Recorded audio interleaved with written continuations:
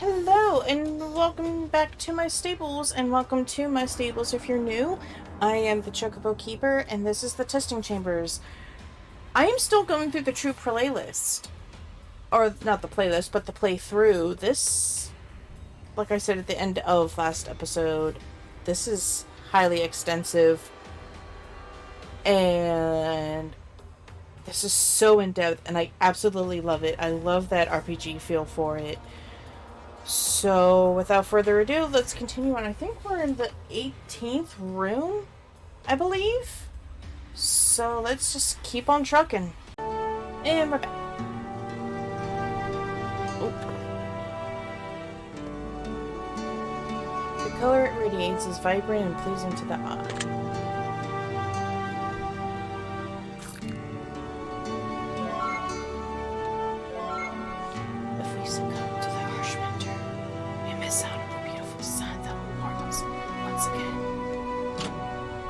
What they're thinking right before they're brutally dissected. Do you think they're expecting it, Wanderer? Do you think they know that their lives are about to be snuffed out for the sake of your own personal thirst for knowledge and wisdom? Man, that's doof.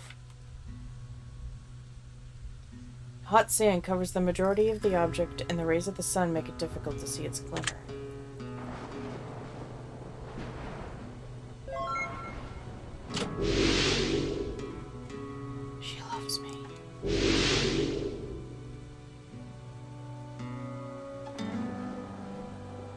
Beautiful green leaves grow brightly and healthy from this desert plant.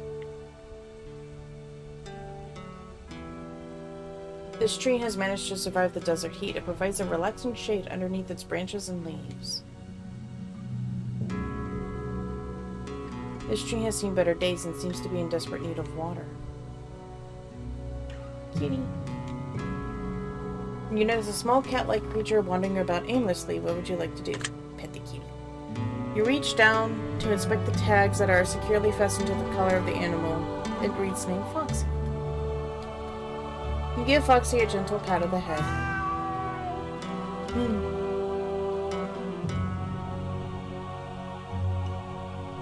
This plant offers what appears to be a bright red, ripe, and sweet fruit to those hungry enough to take a bite. What would you like to do? Let's eat it. You bite eagerly into the fruit. The sweetest of juices flood your mouth and generate a delectable taste unlike anything you've ever eaten before.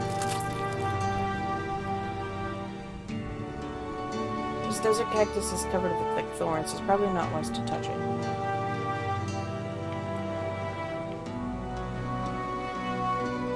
The water seems to run cold and fresh from the mountainside.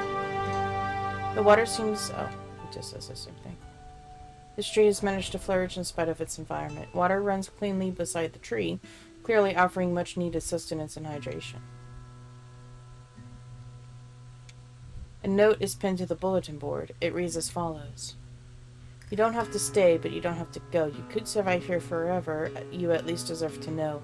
The fruit is safe to eat, the water is as fresh as could be, and if you choose to stick around, you'd be in good company. The kitty?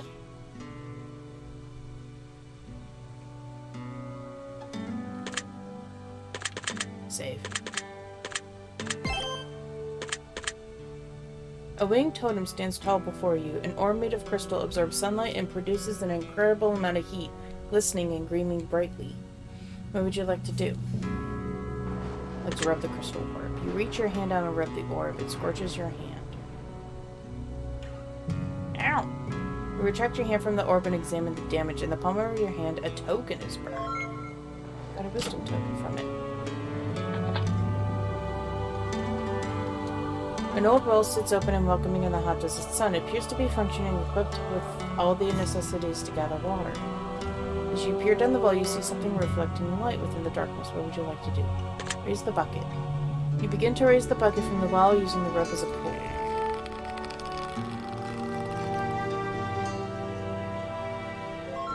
You've acquired a golden loot. Alright then. Bye, Foxy! Before you stands an old wooden door. You return to madness, of course. You find yourself back in the cold depths of long-forgotten chambers once more. And into darkness. We shall return. The game's been saved. Oh my. Worms writhe and wriggle between the dirt and bloody flower stems. They seem to be feeding on chunks of flesh and bone within the soil itself.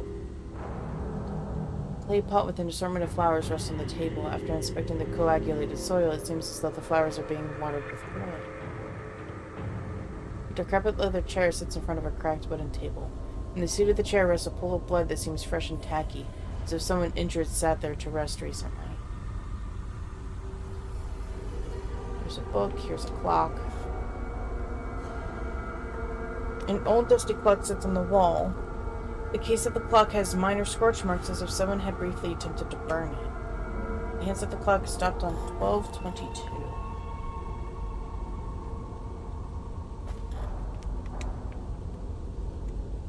An old journal made from thick animal skin parchment sits atop the table. There's a list of questions. Begin to read the questions from the journal. Would you consider yourself to have a chaotic personality? Ooh.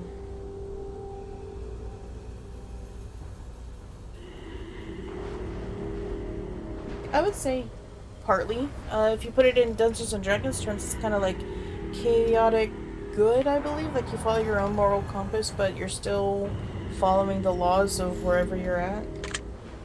Would you consider yourself to be a passionate person? Yes. Would you consider yourself to be a gentle soul? Yes. Would you consider yourself to be kind? Yes.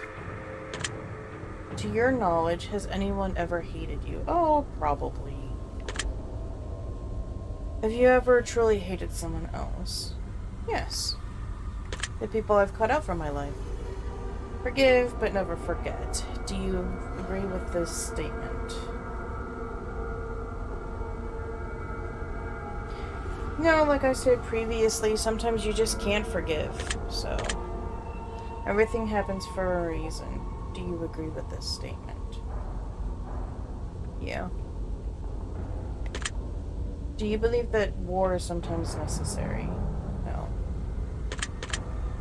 If your mother was in terrible pain, bedridden, and only weeks from an inevitable death, and she begged you to end her suffering, would you find a way to assist in her suicide?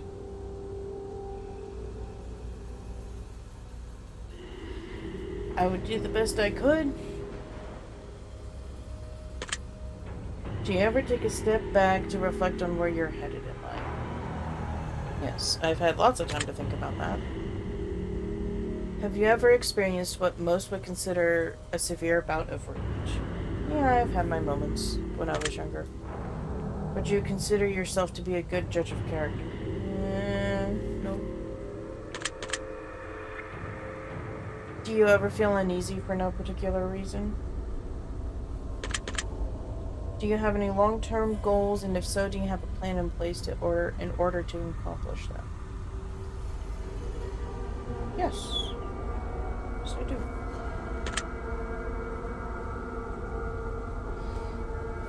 We finished writing in the book. Yay!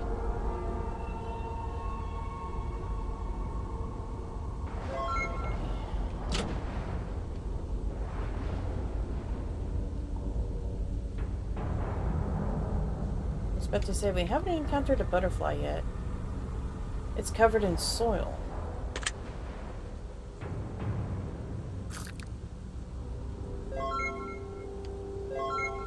Take it easier, my dear. They'll be to get stronger. Monsters roam these halls, wanderer. Has the thought crossed your mind that you just might be one of them?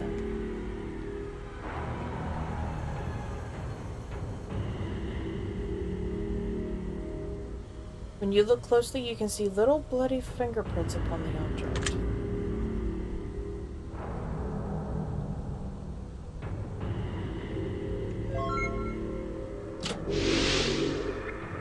She loves me not.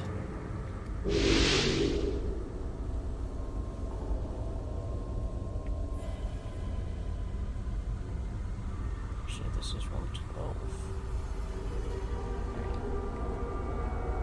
Her fingers are caked in wet soil, and a pile of worms rest at her feet. grass isn't always greener on the other side. Your grass is greener wherever you decide to water it.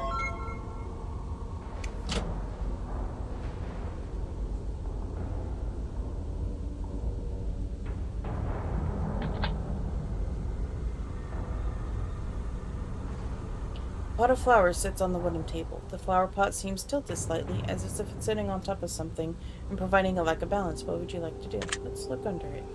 You lift this flower pot slightly and inspect underneath. A small coin is wedged underneath the pot, making it uneven on the table. You've acquired a wisdom token. Alright, we're taking the left door this time.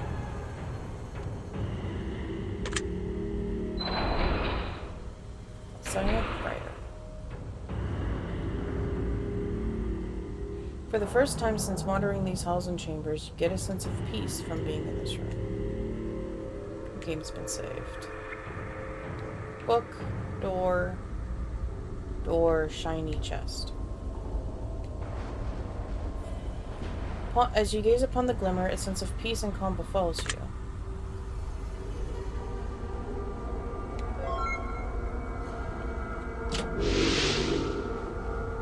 Holy shit, this is the 13th room we've been in. She loves me.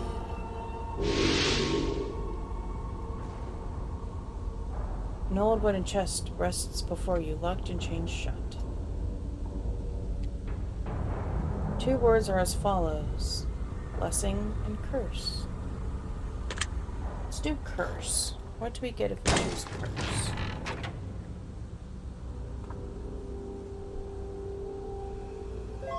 You've acquired a shadowy skull.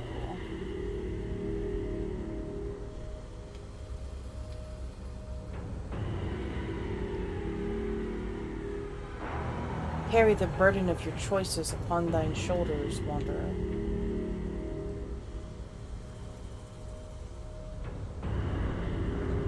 A large golden symbol sits atop a stone monument in the corner of the room. It radiates a pure, positive energy that draws you in and brings you comfort. If you could pray for anything at all, what would you beg of your gods, wanderer? Would you like to pray at the mysterious altar?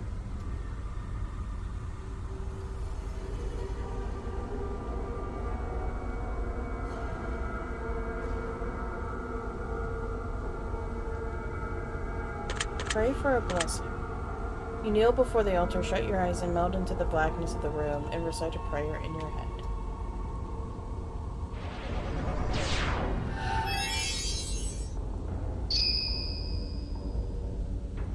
A sense of peace washes over you, and you feel like everything is going to be alright. I'm making a note in my notebook here.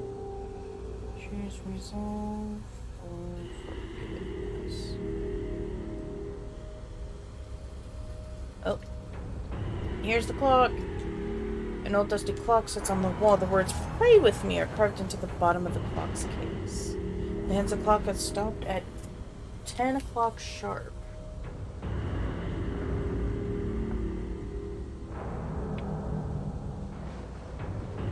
An old oak barrel sits against the wall. As you listen closely, a knocking seems to be coming from within the barrel.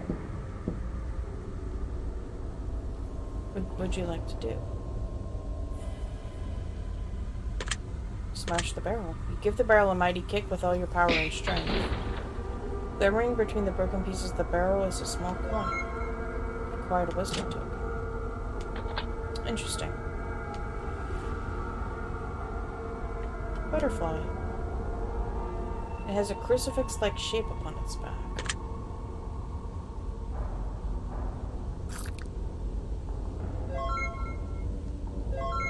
Just because you don't know where you're headed does not mean you're lost. Has the sound of madness set in yet, wanderer? An old journal made from thick animal skin parchment. Fill in the blanks. Do you think about death often?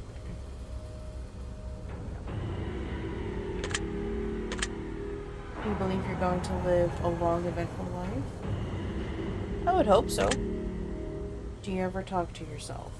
Yes. Have you ever witnessed an event you just couldn't explain? No. Have you had the fear or suspicion that someone was living inside of your house without your knowledge? No. Do you ever sleep with your feet hanging off the edge of the bed? No.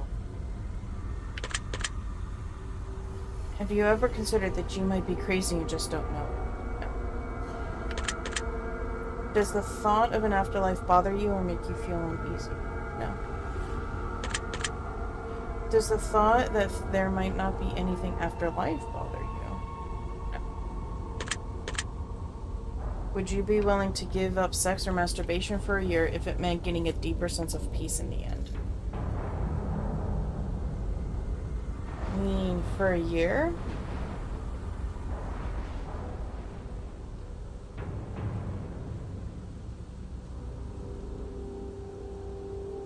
But I already feel a sense of peace. So...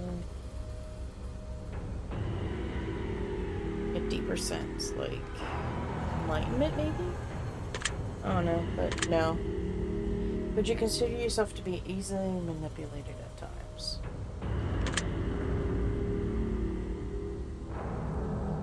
No. Would you consider yourself to be a manipulative individual at times? No.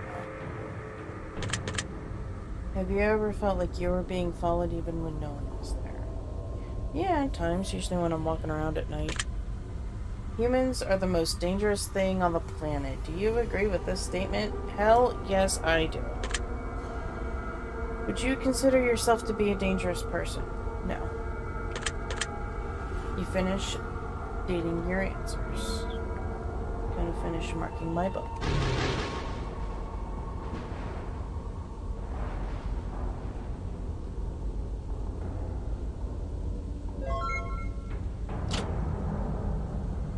Alright, what side of the door am I taking? Taking the right door this time.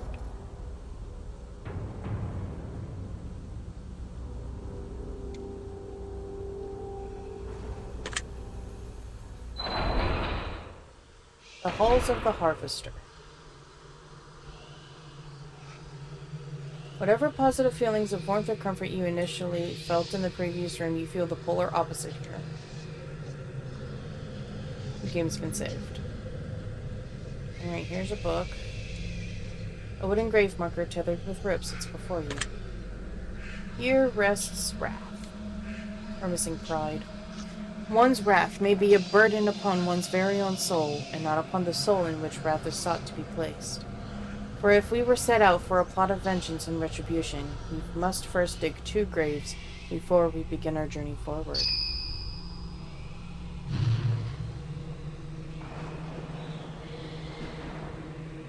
Okay, was not expecting this. An extremely keen blade rests on a tray atop the table. Alongside the blade rests a slab of meat with a bite taken out of it.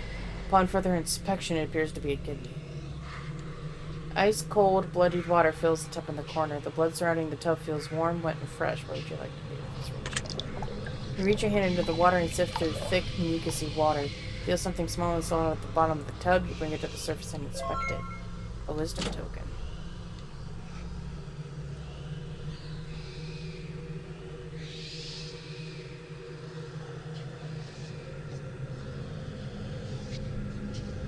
Small butterfly. Appears to be a very small incision on the abdomen of this tiny creature.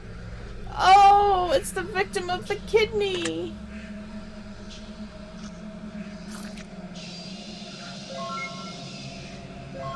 We may be beaten. We may be bruised, bashed, and we may even be bloodied. But one thing we refuse to be is broken. Do you regret any decisions you've made since being here? Do you regret ever stepping foot within these halls, Wanderer? I'd venture to say that you're walking the path you're meant to walk. An old dusty clock sits on the wall. The word help is crudely written in blood upon the case. The hands of the clock stopped at 6:54.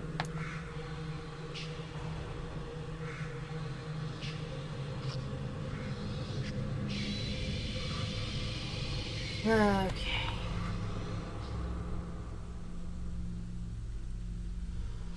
Next time we get to take the right door. Grab the shinies before we do the book. A small piece of bloody meat sits next to the object.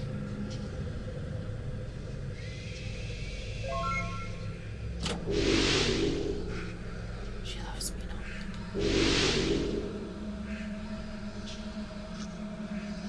The statue holds a bloody human heart in her hands.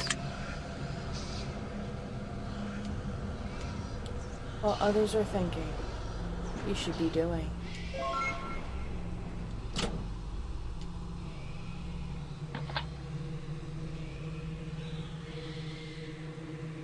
What's this way?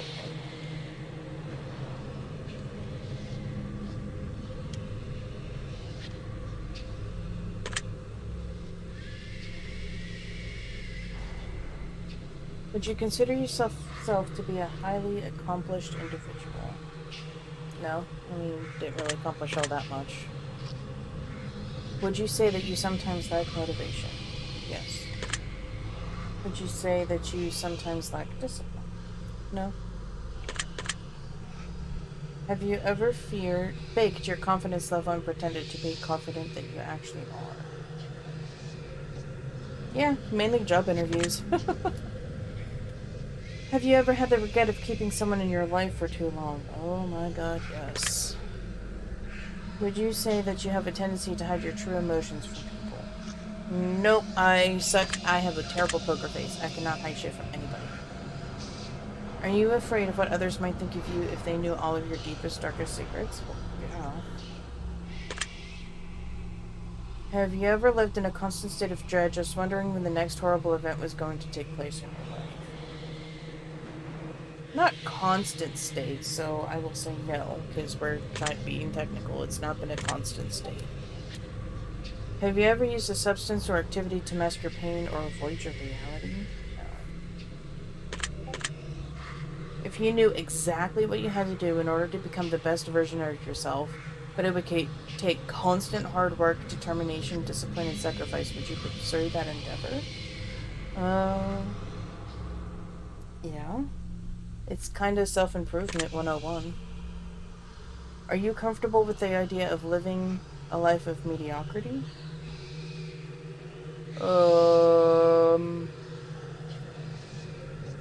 I am going to look that up because I don't know if we're talking about the same thing. When I think of mediocre, I think of average. But they could be meaning a whole different thing, so I'm gonna look up the, legit definition real fast.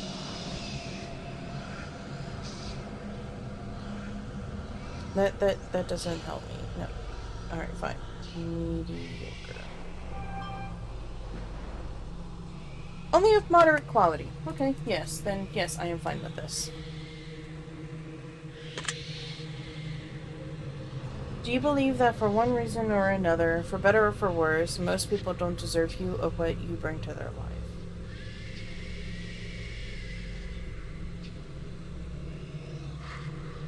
No, I don't believe that. If you and your significant other were actively witnessing a heinous and tragic act of violence taking place right in front of you, would you risk the lives of your significant other to intervene, knowing that at any point in time the assailants could turn on the both of you? I would not risk my significant others. I would risk my life, but not my significant others. If you were in a survival situation with your best friend and only one of you can make it out alive, would you choose your survival over theirs? No.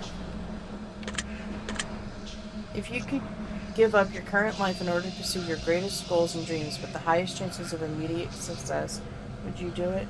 No. You finish inking your answers. As I finish inking mine.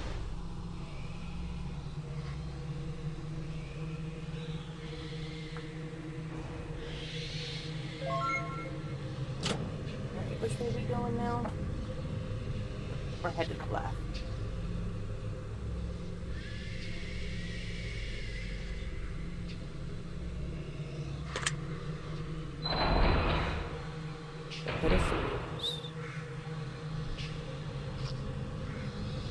something close to you and pulls at your very soul. It almost feels like something in this room is begging you for help. Game's been saved. Shiny.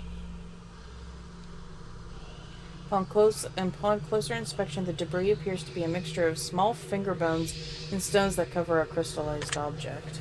Ooh.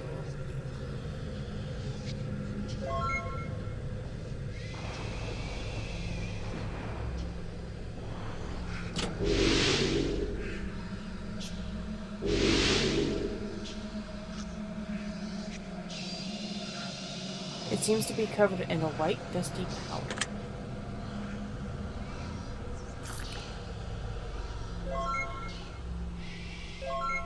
Someone else is living the life you've always dreamed of.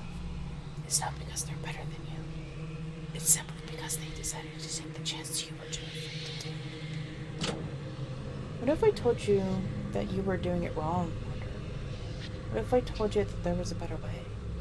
What if I told you that you can make it even more painful for them?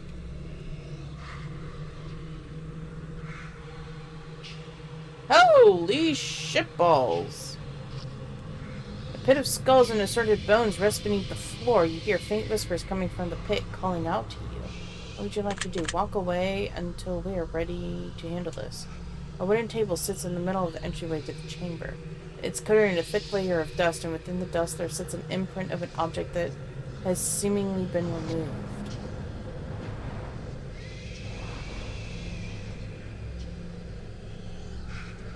A cracked stone platform rests in the corner. There seems to be an indentation where something once sat in the middle of the platform. What would you like to do? Place your hand atop the platform. Don't have anything to place. A cracked stone platform. Seems to be an indentation. Don't have anything to place atop the platform. Interesting. A bloody birthday cake sits on the dirty floor. The candles have been lit and already snuffed out.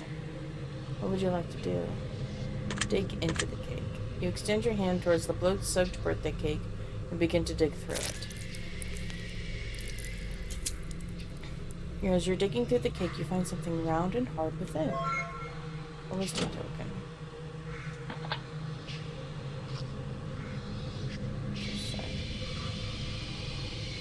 There appears to be a piece of rotten flesh inside the case of the clock. Maggots have begun to feast on the remnants of whatever rests inside. The hands of the clock have been snapped in half. Huh. Interesting.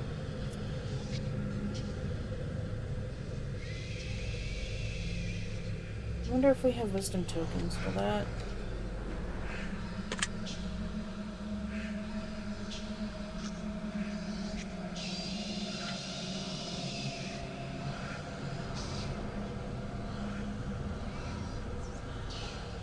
Alright, let's do the questions.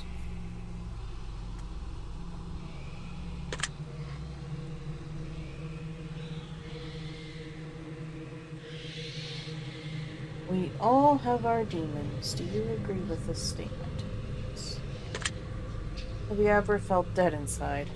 Yes, when I've worked myself way too much. Have you ever thought about murdering someone? Yes. Have you ever felt suicidal? A very long time ago. If you had an incurable disease, would you intentionally transmit it to someone you disliked? Maybe. If you had 3 wishes, would you ever give one away? Would you consider yourself to be controlling? No. Do you believe that your life is of great importance and value? Yeah.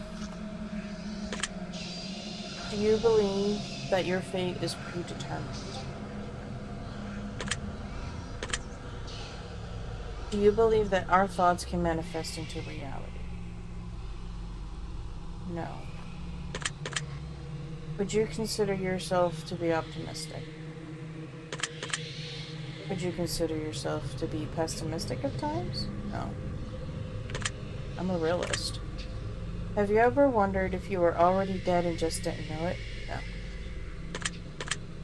Have you ever felt physically restrained or held down by an unseen force? No.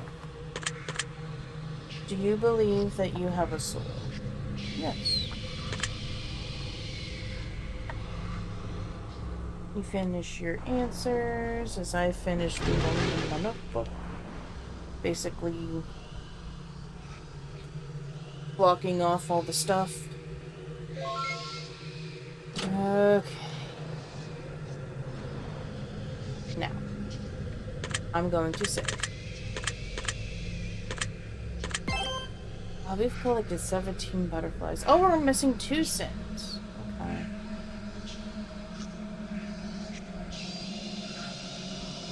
We've saved 32 times. Oh my lord. Alright. Pit of skulls and assorted bones rest beneath the floor. You hear faint whispers coming from the pit, calling out to you. Dig through. You dig through the bones and find 2 skulls that seem to be emanating a large amount of energy, almost as if they're calling to you.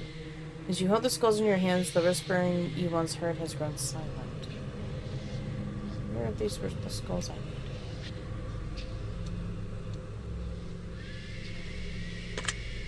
Place the skull atop the monument. It fits perfectly as if it's finally resting where it belongs. Looks like a dog skull. The fact that it's still bleeding is kind of creepy. And a human skull. A place for everything, and everything in its place. The room grows suddenly colder. Something about the energy here has shifted. Oh, look at that! As you approach the skull and candles, you can hear a faint whispering coming from the table they sit on. You can't quite make out the words no matter how closely you listen. When you try to move the skull, it won't budge. All of the candles have been lit and burnt halfway, except one which remains unpristine. What would you like to do? Take the unlit one. You reach out and grab the unlit candle. A powdery substance coats your fingers. You've acquired bone dust candle. Interesting. Alright, with that, I think we're headed off to the left room according to my notes. Yes, I think. Let me see. So this is room... Alright, so we found 14 pages.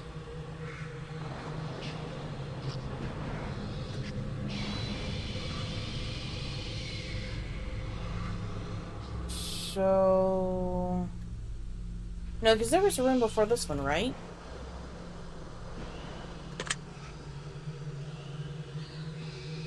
So this was when we first came in. This is when we came after.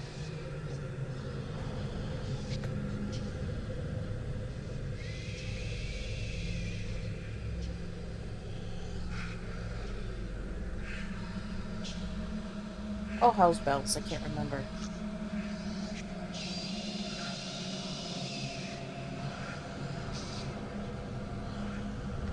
Screw it. Room 14. Because we skipped a room. We skipped room 11. Because that only had one door.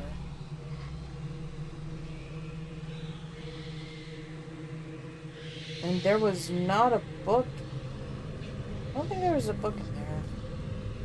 See, this is why I keep track of stuff, so...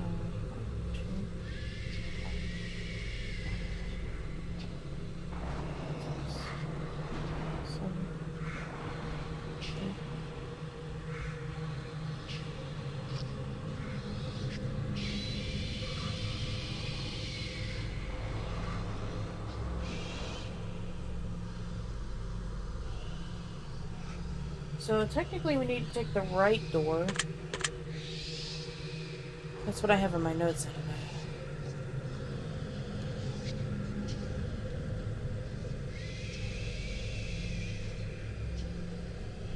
Wait, no. No, we take the left door here.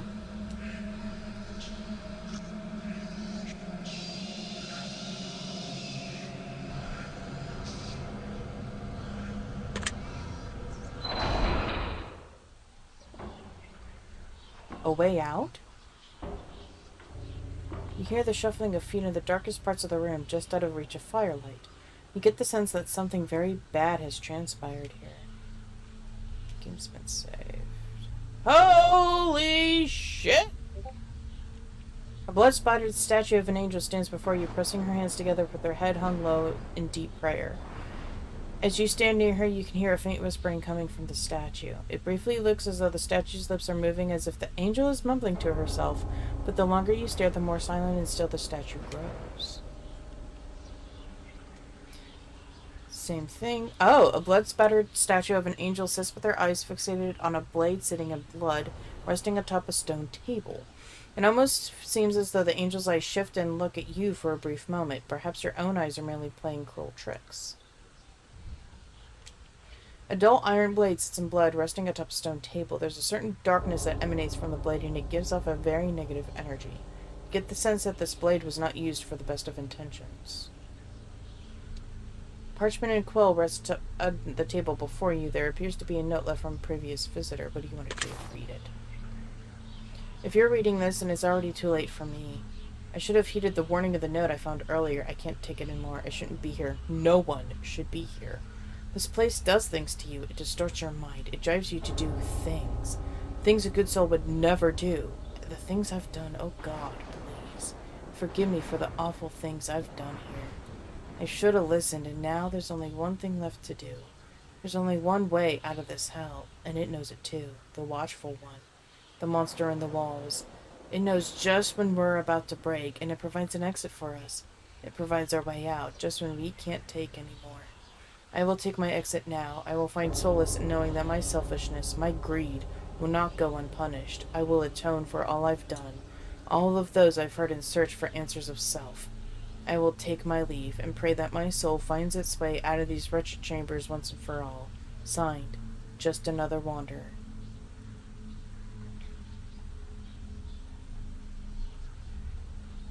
Yeah. Interesting.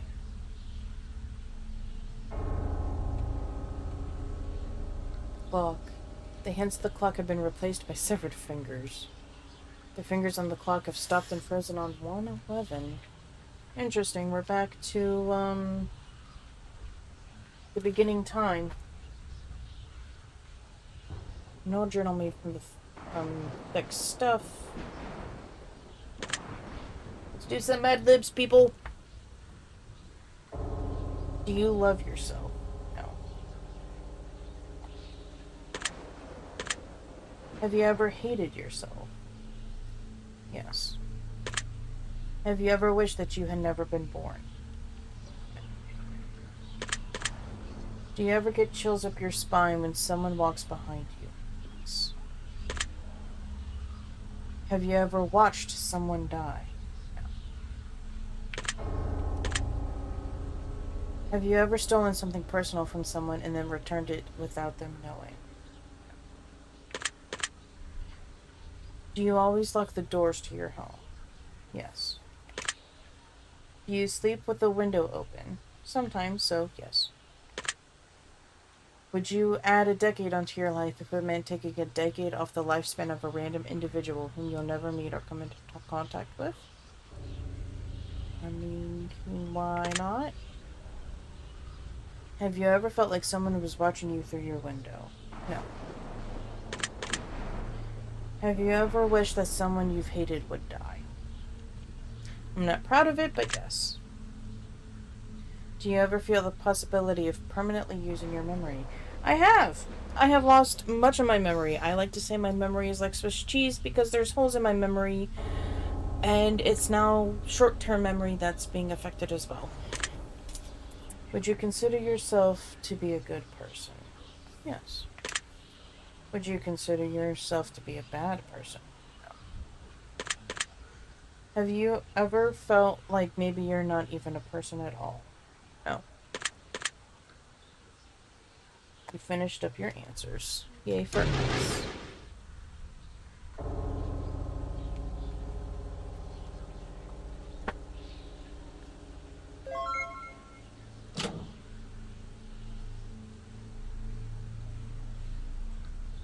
Oh, chest.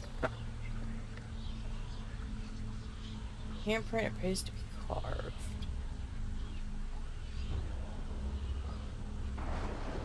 Rags and riches. Yes.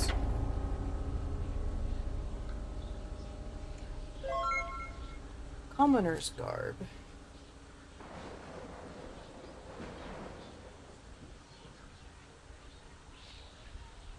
And I'm probably feeling if we chose riches, we would have gotten, like, royalty, royal robes or something like that. Perhaps you should have chosen more wisely, Wanderer. Or perhaps you know exactly what you're doing. Shiny first. The object seems to be stuck inside of a severed toe. Jesus.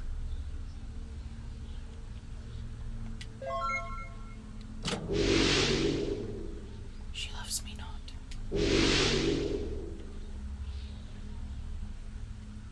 It's holding an eyeball in its grip. What the fuck?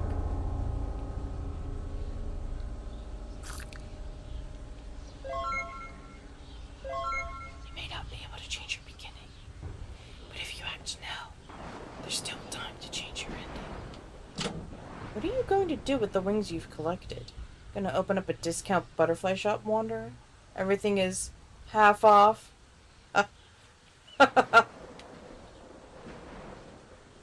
Sick, twisted individual. The veiled woman's hands are firmly clamped around a human brain, squishing the tissue as gray matter pours forth and envelops her cold stone fingers. If you believe you can do something, then chances are you can. If you believe you can't, well then, you're probably right about that too.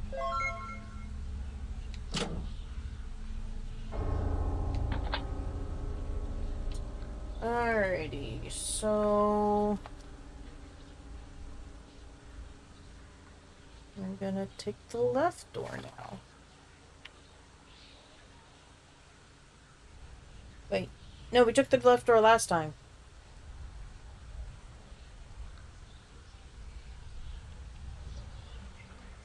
No, we didn't.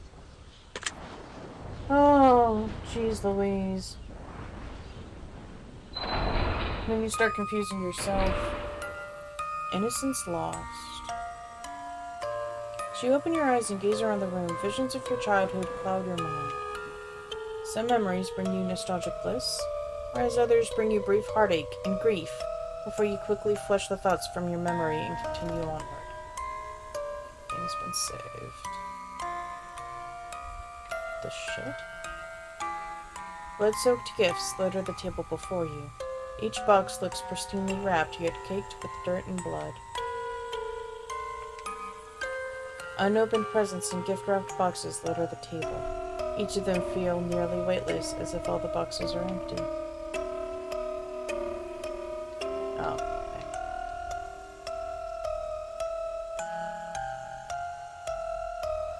Tattered and old, yet neatly folded blankets rest on the table. They're warm to the touch in an otherwise cold room.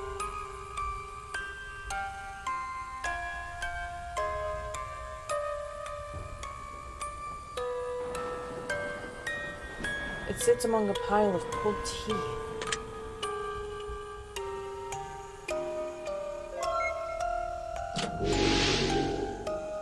She loves me.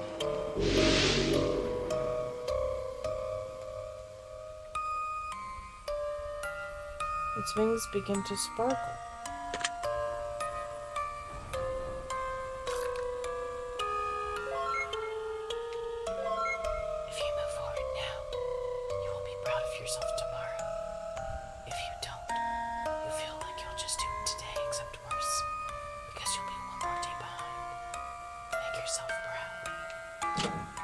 You know, believe it or not, butterfly wings are mighty versatile, Wanderer. You can do many things with them. Boil them, mash them, stick them in a stew. Inside the water basin, what appears to be a drowned fetus was... Oh my god.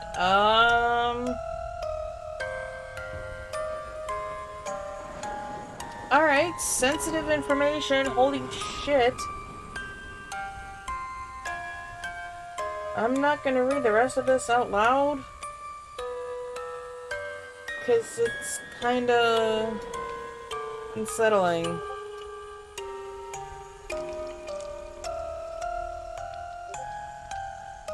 A bucket of fetid flesh and blood overflows from the moldy, rotted wooden bucket.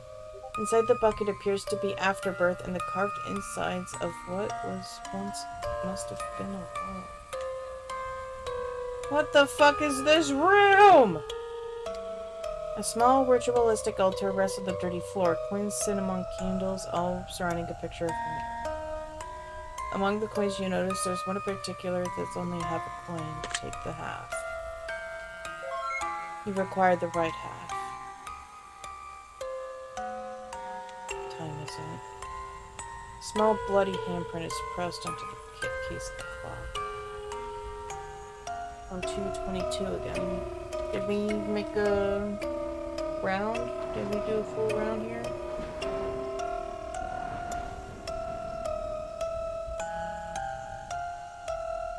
Bleeding eyes, blood-soaked thighs, innocent cries, Dolly dies. Morbid sin, look within, next of kin, begin again.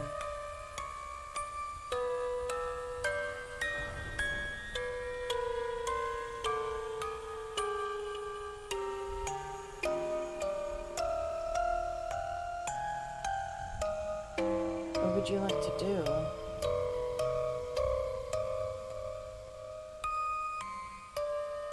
Pick up the blue. You reach out and pick up the bloody blue doll. There's a blood-soaked coin underneath its dress. Quite a wisdom token.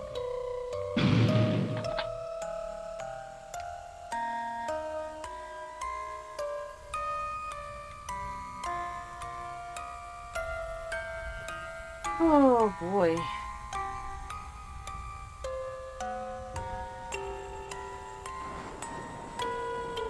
Yeah, fill in the blanks as usual.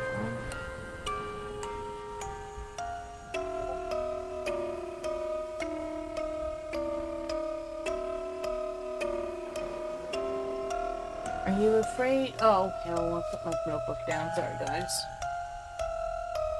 Are you afraid of being forgotten? No.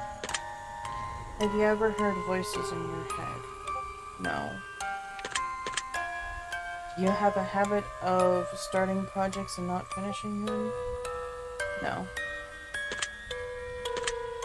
Would you say that you get sick easily? No. Do you ever feel like things end poorly for you even when they've been going well right up until the end? Yeah, I have. Do you ever feel like life has been disappointing? Would you consider yourself to be a disappointment? Sometimes. Do you ever feel tired, drained, and like you wish you could just sleep forever? At times, yeah, when I'm really, really tired. Do you sometimes have difficulty going to sleep or even staying asleep? Yes.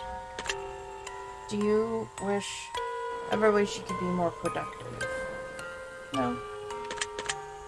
Do you ever suffer from intrusive thoughts that you just can't seem to flush out of your mind? Yeah. They're not very nice. Would you say that you've experienced many strained friendships or relationships in your lifetime? Strained as in that I try to keep them alive because oh shit. Well, yes, the answer was yes. Have you ever felt like you're drawn toward people in life who just aren't good for you? You didn't use the correct form of your. Yeah, back in my past, I have. Have you ever felt like you were living an unhealthy lifestyle? No. Have you ever just wished that things could be different? No.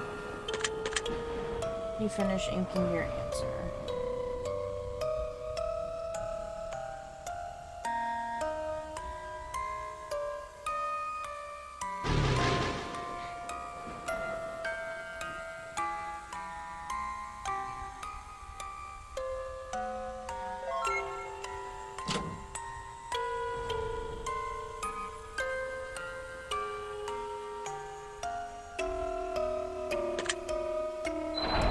Man, this game is really in-depth. This is not like the other ones. Holy shit. The metallic smell of iron stings your nostrils. You hear the clinking of coins in the distance, and you catch a glimmer of something in the shadows out of the corner of your eye. The game's been saved. And with that, I'm gonna take a short break. I'll be back. And we're back. Let's see, get my mouse out the way. Dried candle wax coats the hands within the clock's case. The hands of the clock and is frozen on 3:33.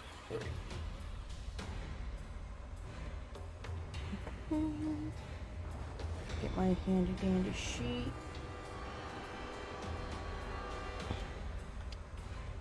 An old journal. Fill in the blanks. Do you ever have dreams that you could swear that are real? Yes. In the past, when you felt positive or happy, have you ever experienced an immediate sense of negativity that just sucks all your happiness away instantly? Yes. If you were camping alone in the woods at night and you heard a woman scream, would you investigate? Not, oh, if I was camping alone in the woods. No, not by myself. If you were alone in your home at night and you suddenly heard the sound of children laughing, yet there was no one to be found, would you continue to stay in your home for the night?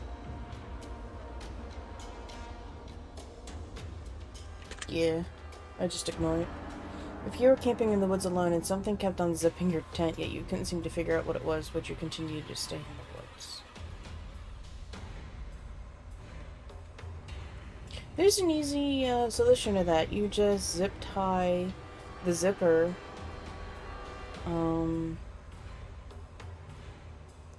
to something sturdy, kind of like a backpack or something, to where it couldn't be unzipped. So, yeah, I would. If you saw your neighbor putting a dead body in the trunk of the car, would you attempt to stop them? Yes, be like, what the fuck are you doing? If you were driving home at night and saw a naked woman on the side of the road covered in blood, would you stop to help? Yes, I would. Jesus. If you were fast asleep in your bed, only to be awakened by an unseen force grabbing you and shaking you violently, would you attempt to go back to sleep once it was over? No, I would stay awake for a little bit to make sure I wasn't having a dream, and then go back to bed. If you were in an empty grocery store and a strange man appeared and suddenly started sprinting at you, would you turn and run?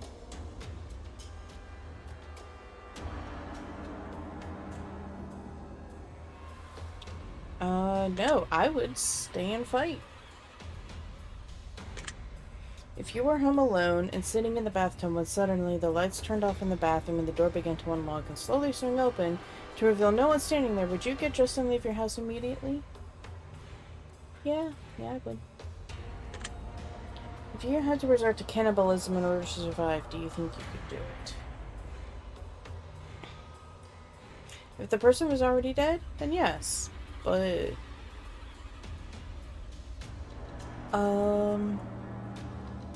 actually, no, because you could possibly die, because you don't know what problems, like medical problems, they have, and that could actually kill you faster, so, no. If you were stranded in a boat in the middle of the ocean, do you think you could survive long enough to be rescued?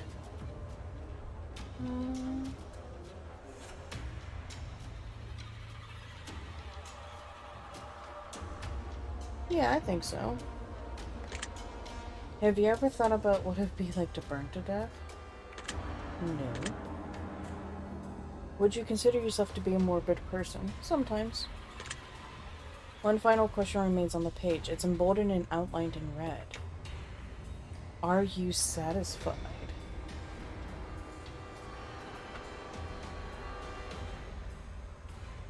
You know, as soon as I hear that, as soon as I read that, I immediately started thinking about King Nothing by Metallica in my head.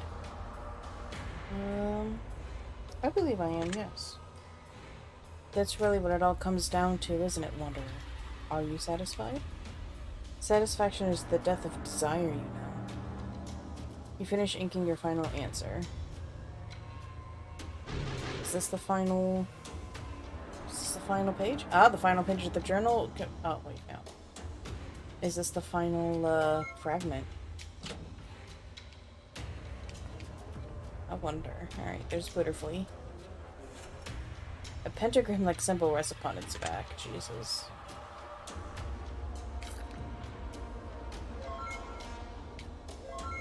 Life isn't about who you used to be. We were all someone else once. If you want it badly enough, we can be someone different tomorrow, too. Say, Wanderer, did you know that the center of a butterfly's nervous system is the subesophageal ganglion, and it's located in the butterfly's thorax, not its head? So basically what that means is the butterfly's nervous system is underneath the esophagus. I believe the ganglion is like a flap. So, and if it's located in the thorax, then I'd say it's almost like at the bottom of the stomach. Now, I don't know what the hell that means, but if you say it with enough confidence, people think you're really smart. Remember that lesson, Wanderer. Oh, here's a table. A mysterious altar stands before you. Upon the altar rests a tattered diary. The first page seems to be ripped out. The parchment material used in this diary seems familiar. Perhaps the missing page could be reconstructed if one were to find enough pieces. I wonder if the torn journal page is what we've been writing on, but apparently we don't have enough pieces. A demonic stone figure resides in front of you. It appears to have space for something at the base of the statue. What would you like to do? I don't have anything to place. Alright, not yet anyway. Oh, it's a cross. A wooden grave marker tethered with rope sits before you. What do you want to do? Let's read it. Here rests greed. Greed is a hungry mouth with an insatiable appetite for more. In the absence of satisfaction for what one has, they will crave, and they will continue to eat until they've dug their own graves with their teeth. I think that's all of them. A massive golden chalice filled to the brim with golden coin rests on the floor. Upon further inspection, there appears to be an indentation at the base of the chalice, as if it had been moved from its original location. What would you like to do? Let's take the chalice.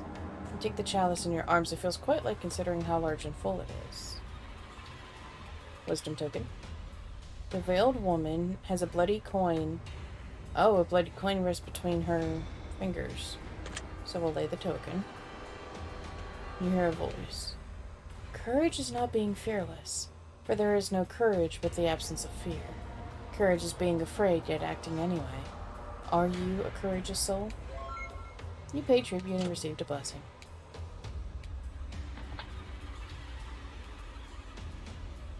Sheeny. It reveals damaged tiles underneath. I gotta figure out which door I need to go through. Alright, this is the 18th room.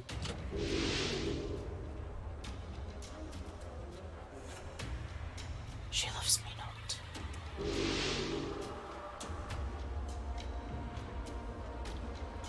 Alright, let's see what this chest has to offer.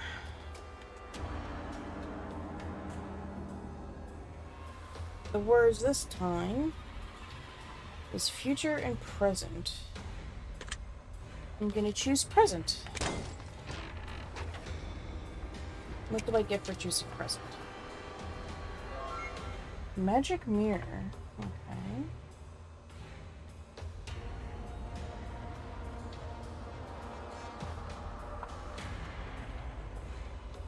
Do you like what you see, Wanderer? Or perhaps you are afraid of what you might see. Really? God. Or perhaps you're afraid of what you might see when you gaze a bit deeper. And we're taking the left door. Did we do... Oh, wait, no. We need to put the chalice back.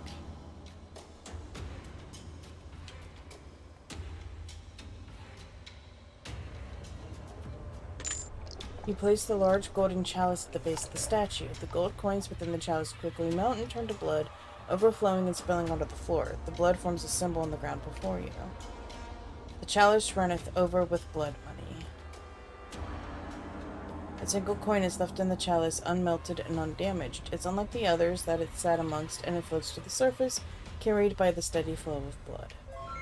You've obtained a wisdom token. That's the pentagram. And I can't make a mark on it. Okay, so now we can take the left door.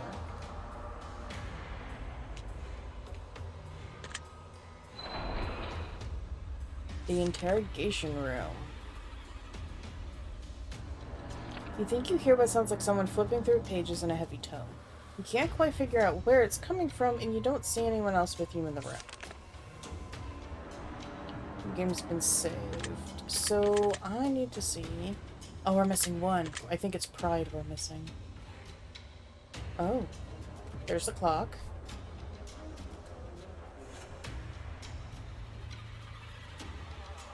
A piece of rope is wrapped around the outside of the clock. The hands of the clock are stopped on 4:40.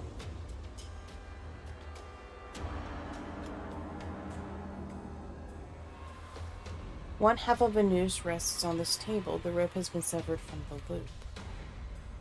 One half of a noose rests on this table. The loop has been severed from the rope. Interesting. Here's a butterfly. Hey, come here. Tiny noose sits around the neck of a butterfly. Aww.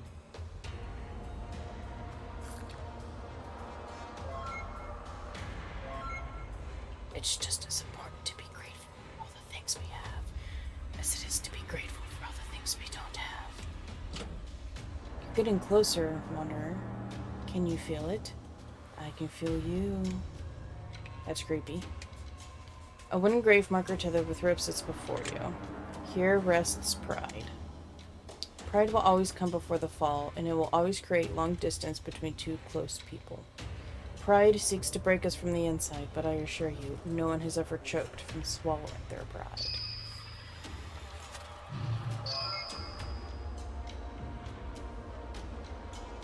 Envy, gluttony, greed, sloth, lust, wrath, and pride.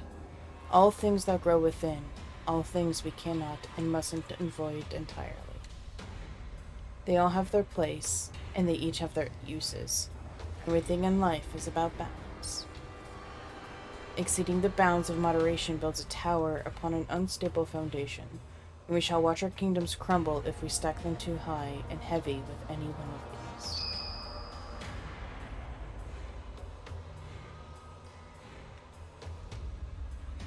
Rest in peace. See, as there are the 7 deadly sins, there are the 7 holy virtues, which I believe is what the balance of the deadly sins are and what he's referring to.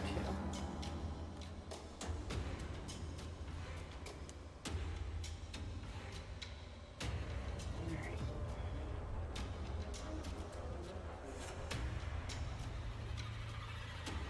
Oh! That is the final book. Let's grab the pedal. It appears to be attached to a long greenish-brown stem. Jesus, everything's about ropes.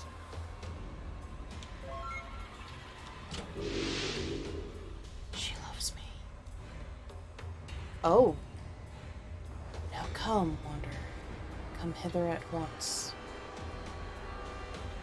For it is finally time to meet the demon that you've been chasing all this way. Oh, that's new.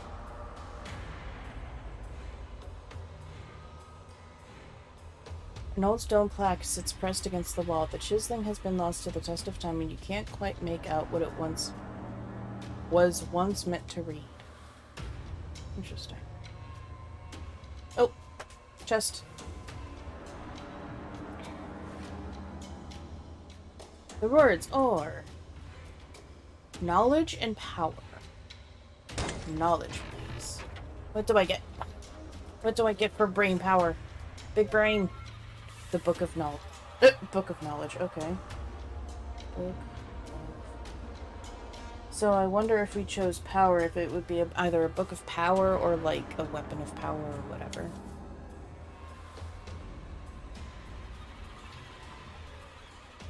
It's interesting that you'd make a choice like that, Wanderer, especially considering how they're essentially the same thing. I mean, that's literally the cantrip is knowledge is power. But you can't have power without knowledge. Alright, this seems like to be a fine. This one's all bloodied, so let's do this. A blood-soaked journal sits atop the bloody table. It has a long list of questions with blank spaces for answers to be written. What would you like to do? You begin to read the questions from the journal. You ink your answers upon the pages using a vial of crimson liquid that sits next to the book. Do you feel a darkness inside of you? No. Have you ever felt like you were destined for more than where your life has taken you? Destined for more? No. Have you ever been so afraid of the future that you just stopped trying to progress? No. Have you ever considered that you might have a fear of failure? No, because I have failed multiple times in the past. Have you ever considered that you might have a fear of success? No. Do you value honesty above all else? Yes. Do you have a set of morals that others might consider questionable? I don't believe so. Do you follow your own moral code? Yes. Do you believe that standing for what you believe sometimes means standing alone? Yes. Are you afraid of where your life may take you in the next several years? No. Are you suffering inside right now?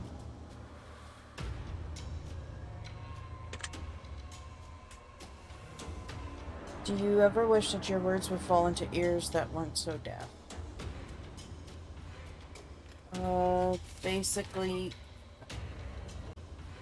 from what I understand, this means that people just don't listen to me a lot. I feel like people tend to listen, so I'm going to say no for that. Do you ever feel like no one listens to you? No. Do you ever feel like you can understand others quite well, but others cannot understand you?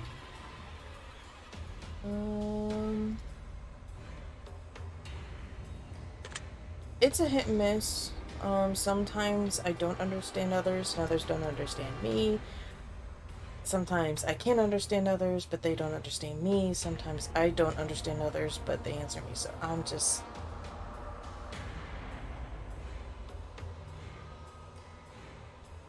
gonna put no because there's such a variety of variables. Are you afraid of the unknown? No. Are you afraid of running out of time as your life comes to an end before you've managed to accomplish all of the things you wish to accomplish? No. Are you afraid of surviving while your loved ones perish? Yes. Do you have a fear of abandonment? Yes. Do you carry around a lot of heartache from your past? No, I've let it go. Do you harbor resentment from others who have done you wrong? Sometimes. Would you say that you have some regrets in life? Yes, who doesn't? If you could do it all over again, would you do anything differently?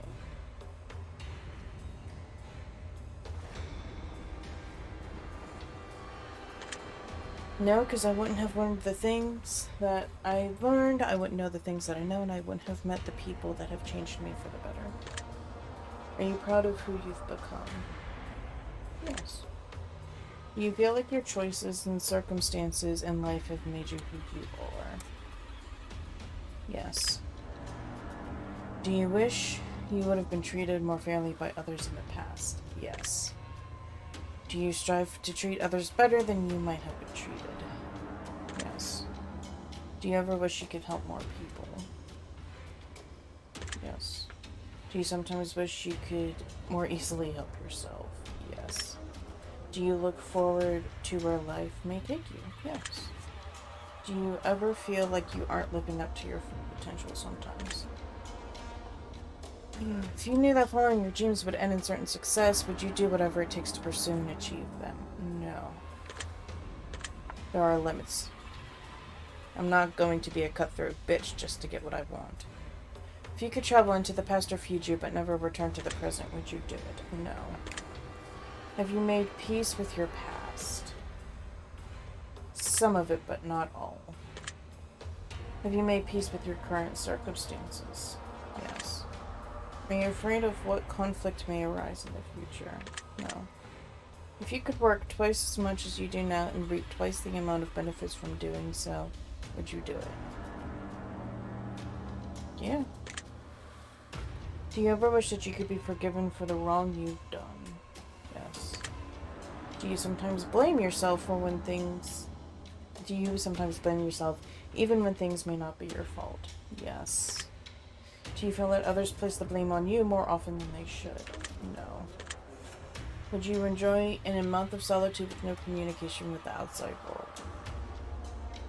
No. Do you wish your life turned out differently thus far? No. Are you proud of what you've managed to accomplish? Yes. Do you feel like you could have accomplished more than what you already have thus far? Yes, because if I realized that my body did not agree with energy drinks, I wouldn't have been out of work for 5 months. But if I didn't do that, I wouldn't have met my boyfriend. And yeah, sentimental, sappy stuff. Have you ever felt like you're wasting your potential in life? I feel like I've already answered this question already. Why is this list so long? Do you ever get the sense that you have a hidden talent or undiscovered potential just waiting to break free? No. Have you ever felt like there was something special and unique about you that you just can't place your finger on? I literally just said no. Do you have a difficult time trusting others? No. Do you ever get the sense that your mind works differently than others? Yes. Have you ever wanted to make other people happier than the world has made you? Yes. If I told you that everything is going to be okay, would you believe me? No, because you're just a book. On the final page entry of the journal, there rests a small token between the pages. A wisdom token. In the back of the journal, there seems to be one final question hidden away. Are you happy? Oh. If there was a set of switches on the wall, each of them with a color and a number designated to them, with no other indicator as to what the switches did, which switch would you choose to flip?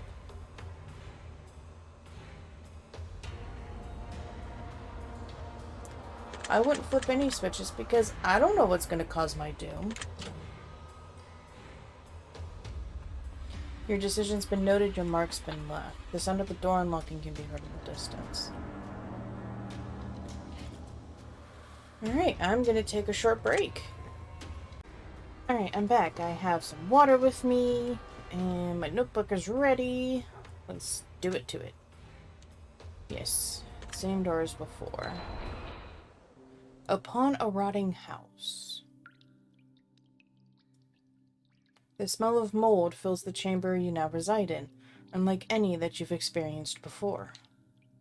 There's an unmistakably overabundant dampness and an exuberant amount of humidity that hangs heavy in this room. To add to the already overwhelming amount of discomfort that this chamber brings, the sound of water constantly dripping from the ceiling and walls is enough to drive someone mad if given enough time. Your game's been saved.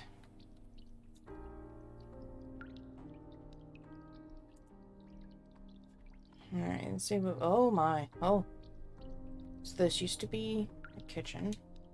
An old iron stove sits in the corner. It's fairly filthy, but well kept in terms of remaining intact and unbroken. Above the old stove contains a wall full of iron pots, pans, and various cooking utensils.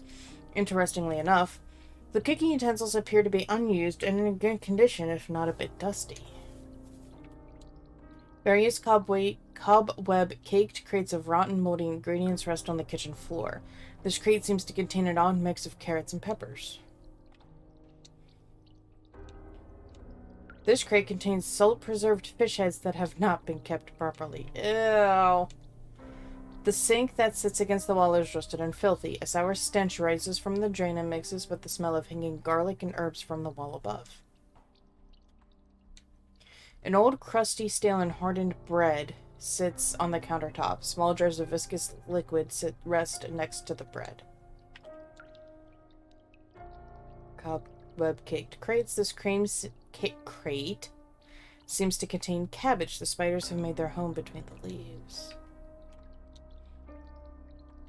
This crate seems to contain mixed grains. Interesting. A tattered piece of parchment hangs on the wall containing ripped recipes for various meals. Below the parchment rests a butcher's block coated in blood.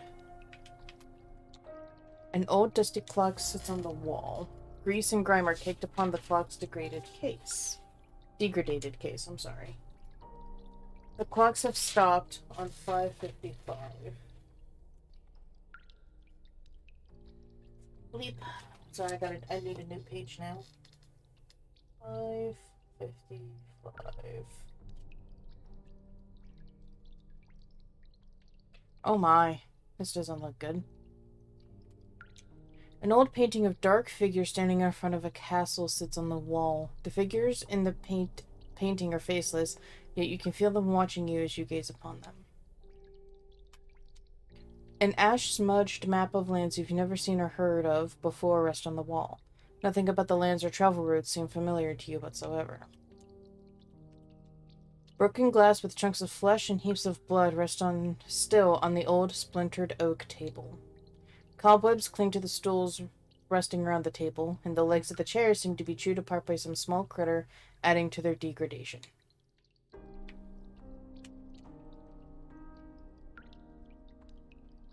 Butterfly.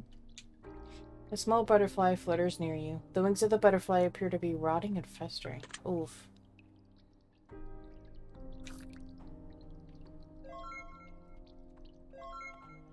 You don't drown by falling into deep waters. You drown by staying there and refusing to swim. Heavy is the head that wears the crown, wanderer. That's it? That's all you got for me? Alright. Oh! Oh shit! Wisdom token first. The veiled woman has a beautiful flower that rests in her hands. Amazing. And there's no book this time either. Did you notice that? When you're feeling pain, take the time to ponder what's hurting, why it's hurting, what you've done to deserve it, and how you got in the position you're in. Life is trying to teach you a very valuable lesson. You will be forced to relearn this lesson over and over again if you don't take the time to learn properly the first time.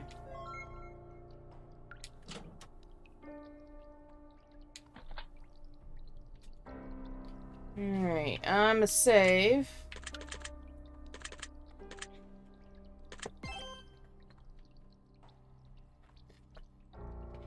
Let's see what the king has to say.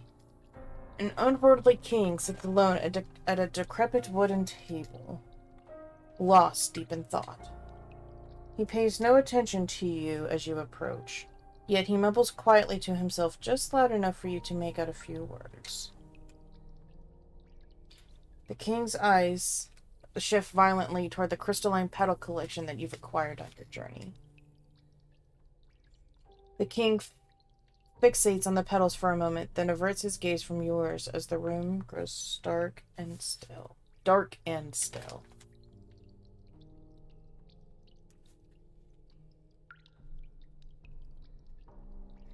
King nothing. I've been expecting you, wanderer. At long last, you've arrived. I presume you know very little of the petals you hold. Allow me to share with you the tale of how they came to be. Notice they're the same color as the gems in his crown. There's a story of a lonely man who lives in a very lonely, dreary, grey world, where everything is dull, drab, and melancholy. The air bitter, the sky blackened. The dark sky looms and is filled with even darker clouds. The desolate land in which the man treads is nothing but flat and endless. There lies no clear direction to travel, no destination in the bleak landscape. The atmosphere encompassing this realm has a distinct void of purpose, and all who wander here are most certainly lost. Not according to Gandalf.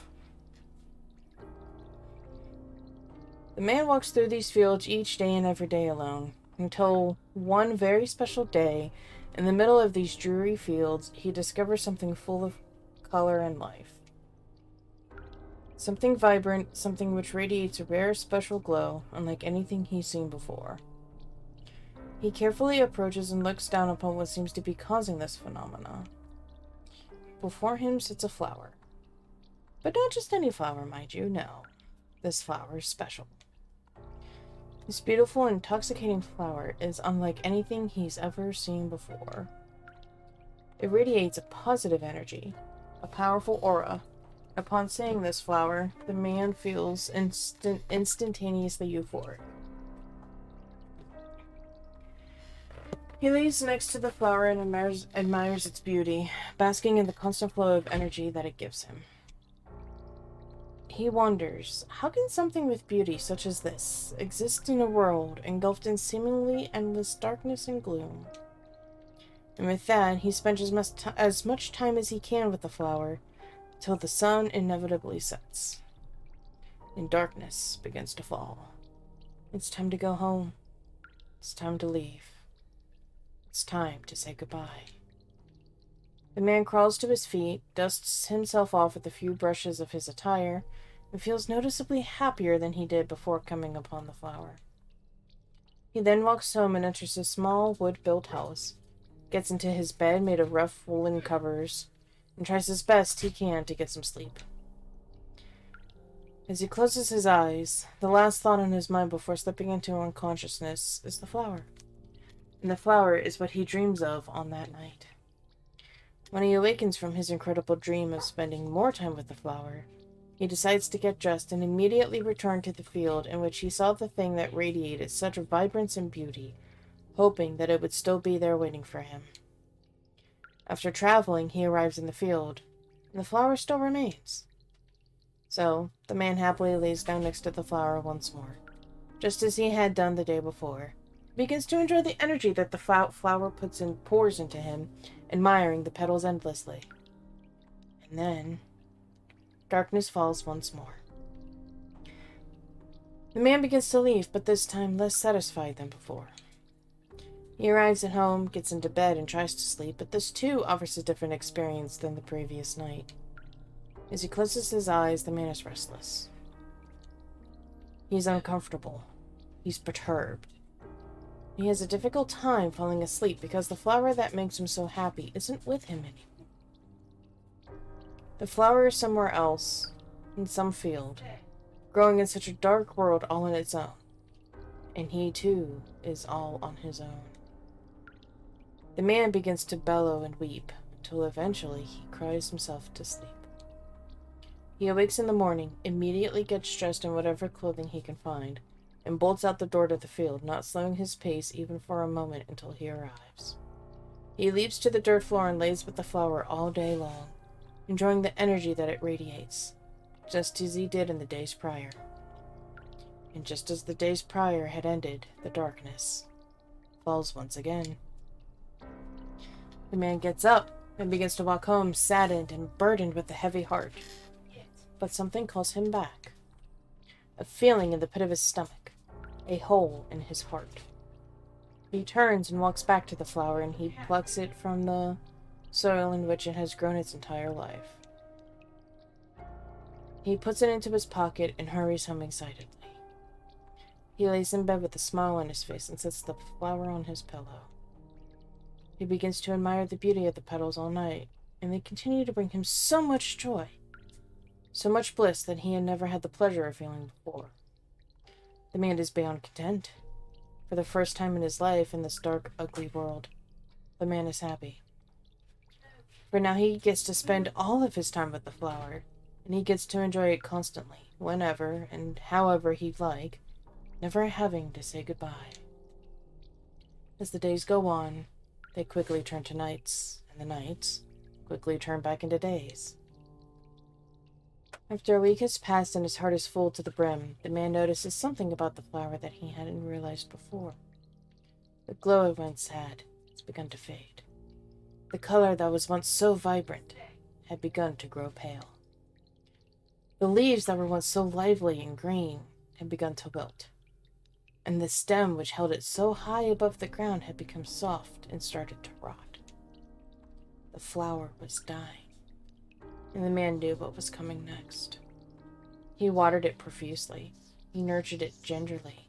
The man did everything he could to save the flower from an impending doom. Did he not put it in a planter? It's called you stick it in a pot and put some dirt in the pot. That's how you take care of plants, dude. But in the end, as the days turned to weeks, and the air grew colder and increasingly bitter, the flower lost its petals, and the stem lost its color. The flower lost its energy. And then, as if all the happiness in the world had been sucked out and blown like ashes to the wind, the flower died. The man lamented. He wailed. He cried tears heavy to match the burden and pain within his heart. For the only thing that has ever made him happy in life, or had ever filled that void within himself, was now gone. And the man knew deep within his soul that it was never coming back.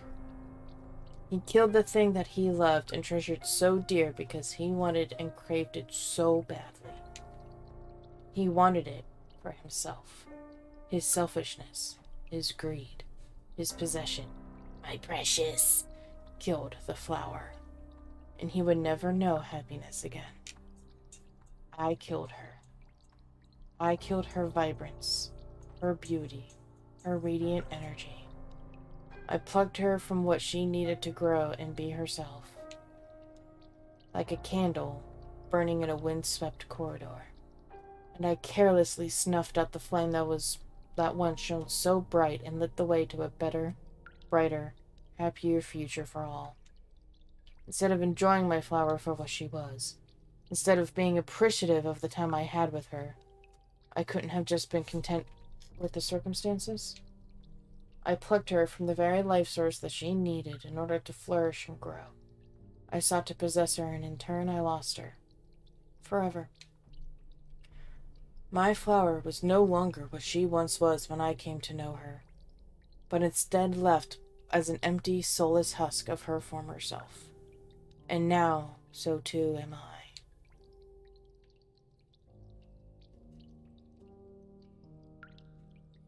If only I sought to appreciate rather than possess, she would still bless this world with her radiant beauty. My beautiful, unique, rare little flower. The only thing that ever brought me joy. And now I sit, alone, all alone atop my throne of nothing. A crown atop my head of emptiness, only to match my heart. It isn't funny. If I had not been so selfish, I could have had it all. But because all is what I wanted, nothing is what I've got. I deserve my emptiness. I implore you to heed my warning. For if you make the same mistakes that have wrought me this life of misery, then you will surely deserve the same fate that hath begotten this old, bitter, lonely king. Now leave your petals upon the table. Walk away from them once and for all. Leave them with me before they consume your soul too. What would you like to do? Oh, I can't save. I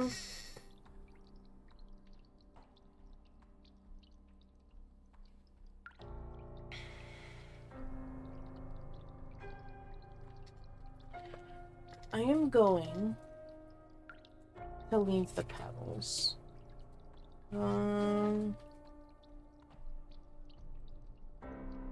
Because A, it's a constant reminder, kind of like a constant punishment for him. Hey, this is what you did, you done messed up, but also he still has something to remember his flower by, so I will leave the petals on the table. You scrounge together all of your crystalline petals and place them gently on the wooden table before the king. They begin to shake, tremble, and form into shapes before your very eyes. You are wise beyond your years. You are smarter and better than I ever could have hoped to be. Our fates will not be shared on this day.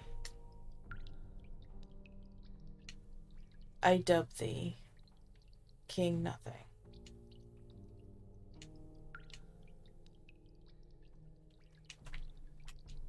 Fresh, delicate flowers sit atop the table. They give off a sickly sweet aroma that's rather intoxicating. But you can't help but feel better when being near them. Interesting. Alright.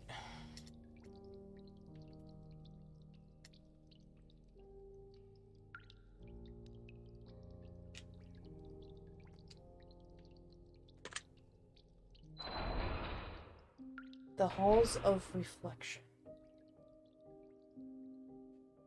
You can hear a fire crackling in the distance and feel the warmth its flame provides. The room smells clean and pure, as though it's been well maintained and actively lived in. Game's been saved. It's a butterfly. There doesn't appear to be anything abnormal about this critter. Interesting.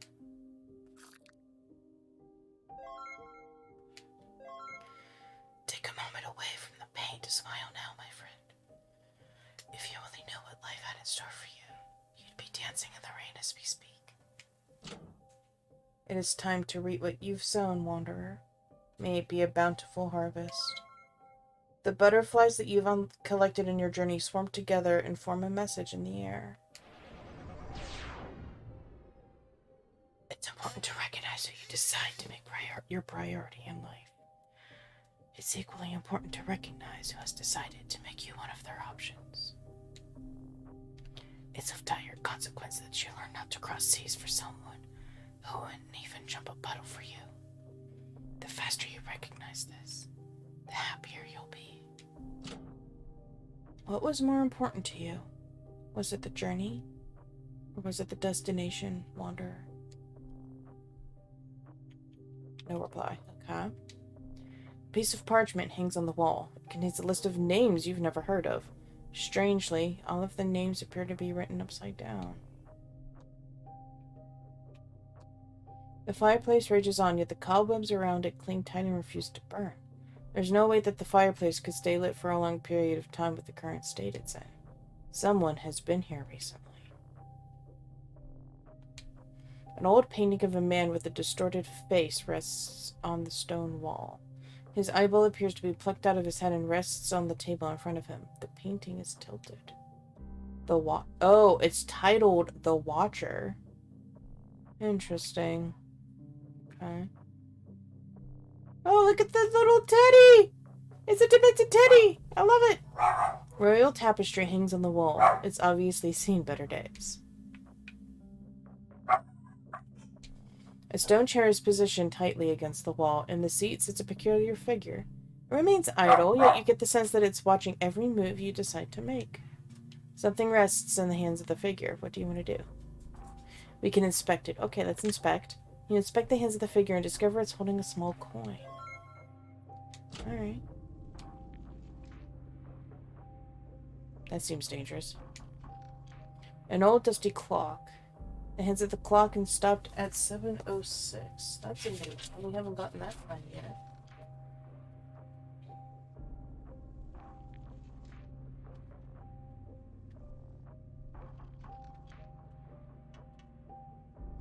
The hands of the clock... the hands emit a faint purple glow. A statue of an unholy figure stands tall before you. It radiates dark energy and emits great heat from within its molten belly. What would you like to do? Oh, toss all of your coins. Let's walk away for right now. Okay, we can't say anything about the purple spot. Oh, that's a mirror. Okay. Bloodied fence. Fresh fruit. Fresh fruit sits in a bowl on the table beneath some tattered tapestries. The fruit seems like it was just picked and washed this morning. There's no sight of bugs or pests looming in the bowl and no signs of rot or decay. Interesting. An old plaque rests on the wall with various names chiseled into it. There are only 4 names on the plaque that you can see. 3 of them are names you've never heard before, and the final name is yours. The other 3 wanderers?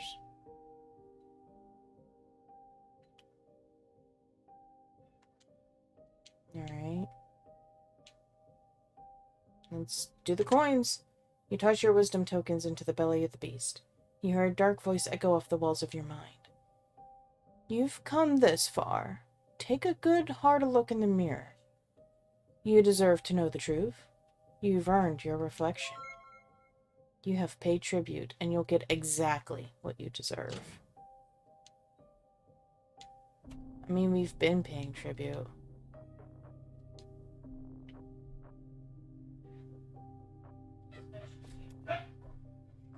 Let's do it to it! Oh. The Watcher. I like his little sprite. It's really cool. This is it, Wanderer. This is what you've been waiting for. Oh. Every decision you've made has led you to this moment. Now, gaze upon the mirror and tell me what you see. Pressed against the wall sits a mystical mirror, swirling with radiant magics. You can see many different images contorting themselves within the twisted nether. Would you like to look deeper into the mirror and see your reflection? Yeah, that's why we're here. Let's do this.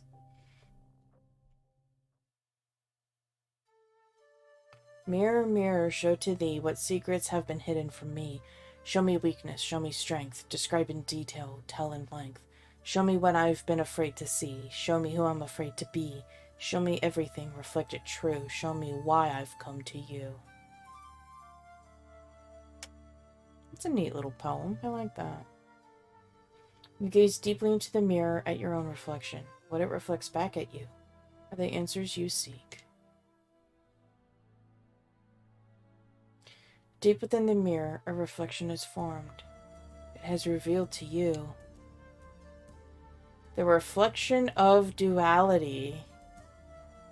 That is really pretty cool. I like that. That's really neat.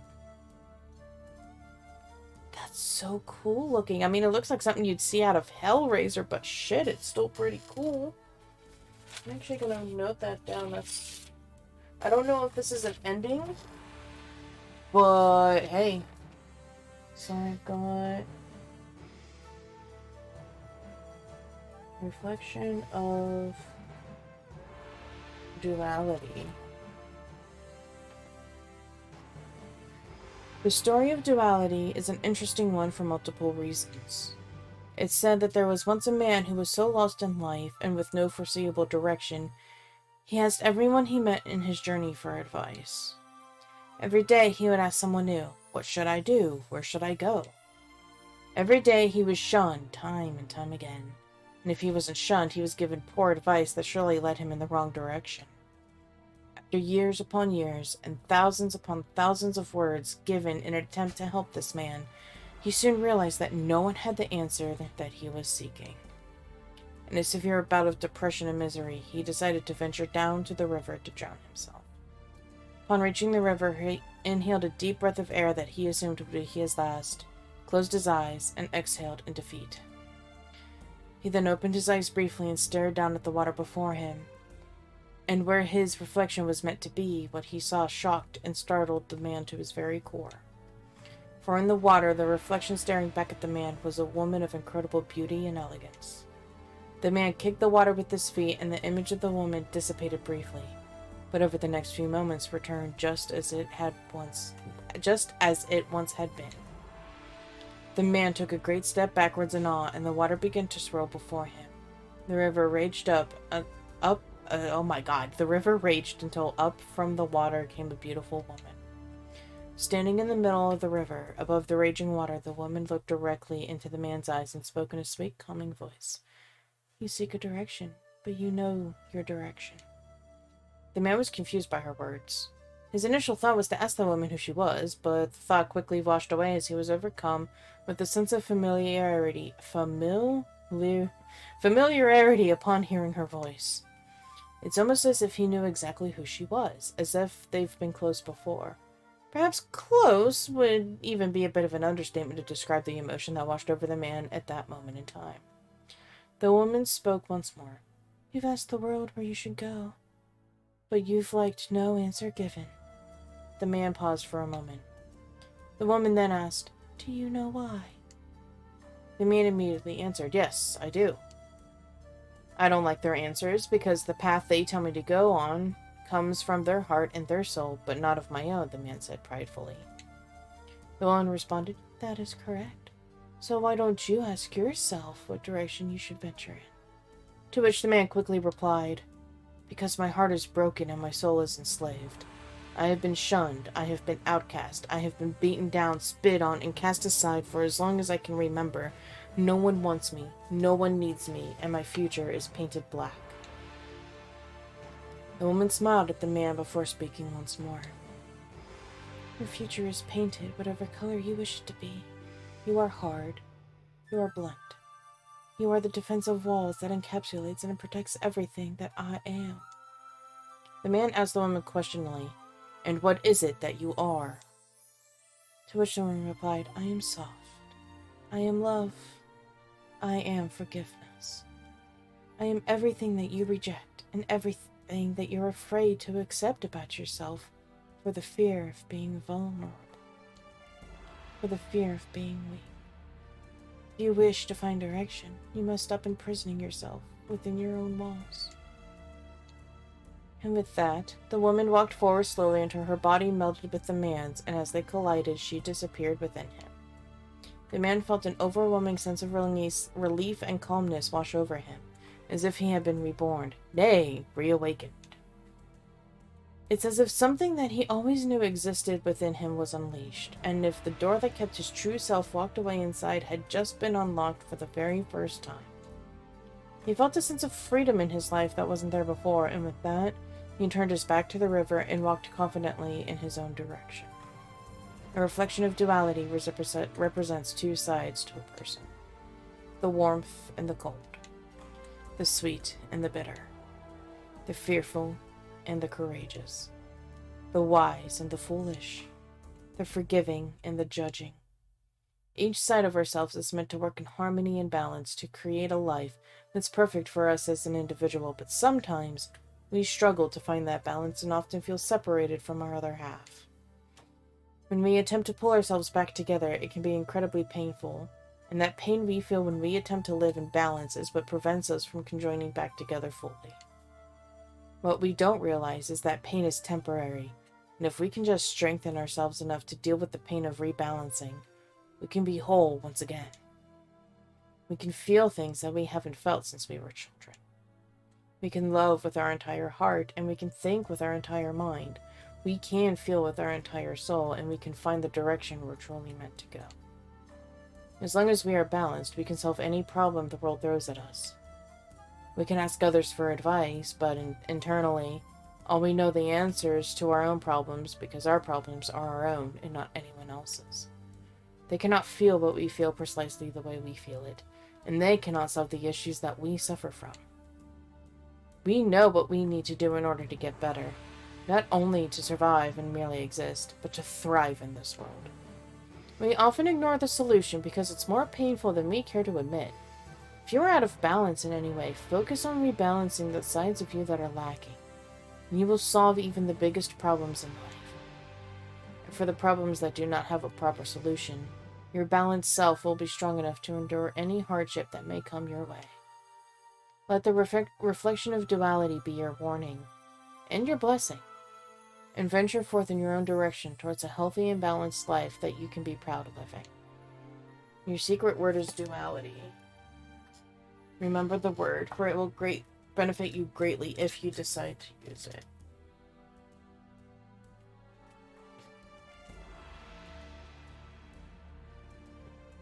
Oh. Sometimes the mirror reflects something within your soul, and sometimes the mirror reflects the reverse of what resides in you. Both factors are of equal value. It is up to you to interpret whether your reflection shows your reality, or the reverse of it, wanderer. So pay heed and listen to my words, for the mirror never I will free you from the confines of this place once and for all. You are free to do as you please from this point onward. I will wish you the best of luck in your journey forward, Wanderer. For it is now time for you to do some reflection of your very own.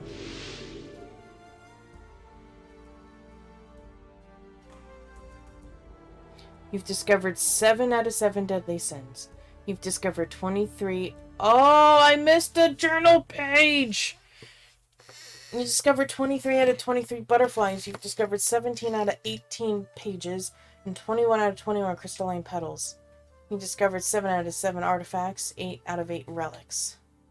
There are 4 more hidden secrets left for you to uncover, but this particular journey must end here. Your result has been based on many different variables and may vary with each playthrough, dependent on a multitude of factors. There are 5 separate endings to discover, and many hidden secrets littered throughout each room that can only be found by clever exploration. We hope you enjoyed your experience and have learned a little more about how your brain works when represented with various scenarios and options to choose from. Take the secret word that was assigned to you at the end of your session and leave it in a comment for us. We will be selecting some of you based on your answers to be included in a future project we're currently working on called Chasing Demons, which you can find on Steam. In the meantime, we would like to recommend our title called The Advisor to you. We feel like it provides a great opportunity for player-developer interaction and allows players to cast their vote on where the story should head. It's a choices matter style of game that's never been done before, as you, the player, are responsible for how the story is written in future episodes. We will also be taking your name from the comments and placing it in the credits of our upcoming RPG title as a thank you for your participation and support. We truly appreciate you, and we look forward to reading your words and thoughts. If you left your secret word for us in other titles, we've read your feedback and it's helped us construct this project, as well as other titles that we're currently developing. We will always read every comment we get. You won't go unnoticed. If you'd like to support us by playing our other projects and leaving your secret words for us, we greatly appreciate it, and we'll have a link to our other games on the main title screen. It's never too late to get involved in your secret words, even if left on previously released projects, will still be used for future projects. Again, thank you so much from the bottom of our hearts, and we hope you got some form of enjoyment from the experiences we create. We would also like to give a very special shout out to Markiplier and his community for supporting us through our other titles. It has really meant so much to us as longtime fans, and the amount of joy you bring to the rest of the world through your content and your community's support is second to none. Thank you for being you, and we really hope you get to punch a nun at some point in the near future. We want to wish you all the best in your future endeavors, and may your life be flooded with the happiness you deserve, Heart. If you go to the title screen of this game and click on our other games, you will find a link to Markiplier's new amazing project, In Space with Markiplier, premiering April 4th, 2022. Please show Mark some love and support, as he's worked tirelessly and diligently on this passion project to bring it to audiences all over the world for free. You definitely won't be disappointed.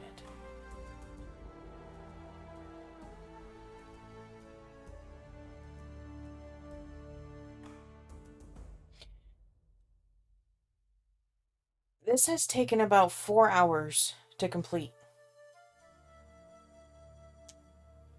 Feel free to check out our other titles if you wish to support us further. We always love and appreciate your support, and it helps us out a ton. You can find our games on the title screen under Our Other Games. Thank you, we wish you a wonderful day, and look forward to reading your comments and seeing your names as we work to include them in future titles and credits. Until next time, Random Studios.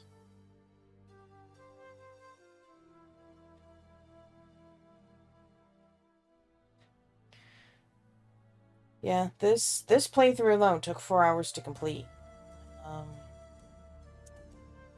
A lot... Oh my goodness.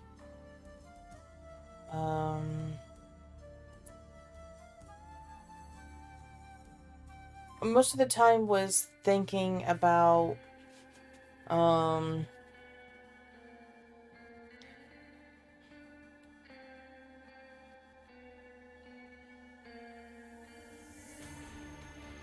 was thinking about the answers and just talking about them, exploring through all the rooms. So I got one. I wonder if the reflections are the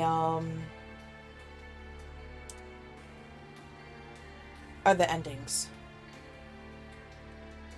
So there's that. So I think I'll do a couple like speed runs and see if it changes. Obviously it does. I will record it and post it for you guys. Well, let's talk a little bit about my my ending, the end the word with duality. Yeah, it's pretty much on point. Um I mean, I have walked my path pretty much independently. You know, I never really asked for, well, I everyone asks for help, everyone asks for guidance. But with every decision, you know, if it was a big decision of, oh my gosh, I don't know what to do, then I would get people's opinions, their point of view on the matter, and then compare that to how I felt, and then made my decision based on that. I just didn't ask, what should I do? And the first person that answered, I follow them. Um, I think the problem is I want to be my own person, but I also want to fit in because I never really fit in, ever. I was always the weird kid. Elementary school, I moved a bit, during, for kindergarten, first grade, second grade. My elementary school, after I got done moving around,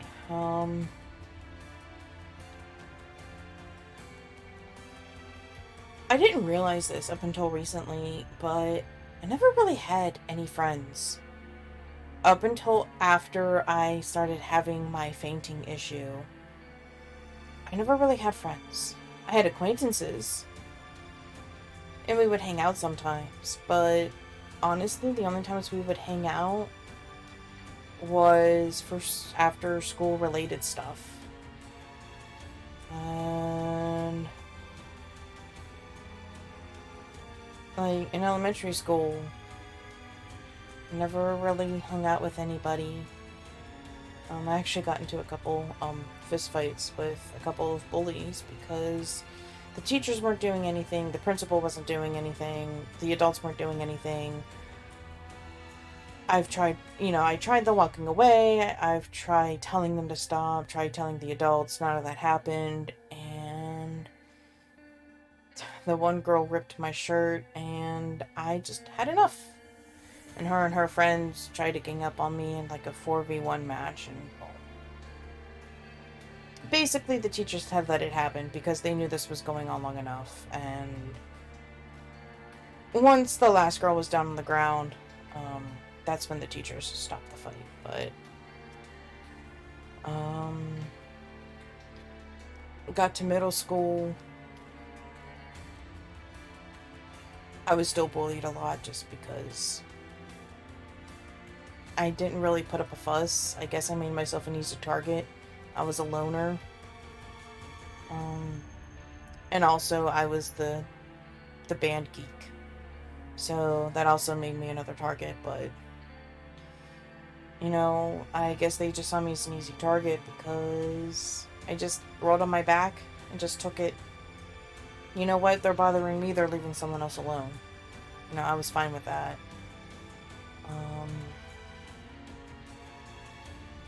High school is where I tried to really fit in because usually when you graduate with your high school mates, you tend to go with them to college and you're still friends and everything's pretty and happy and joyous. And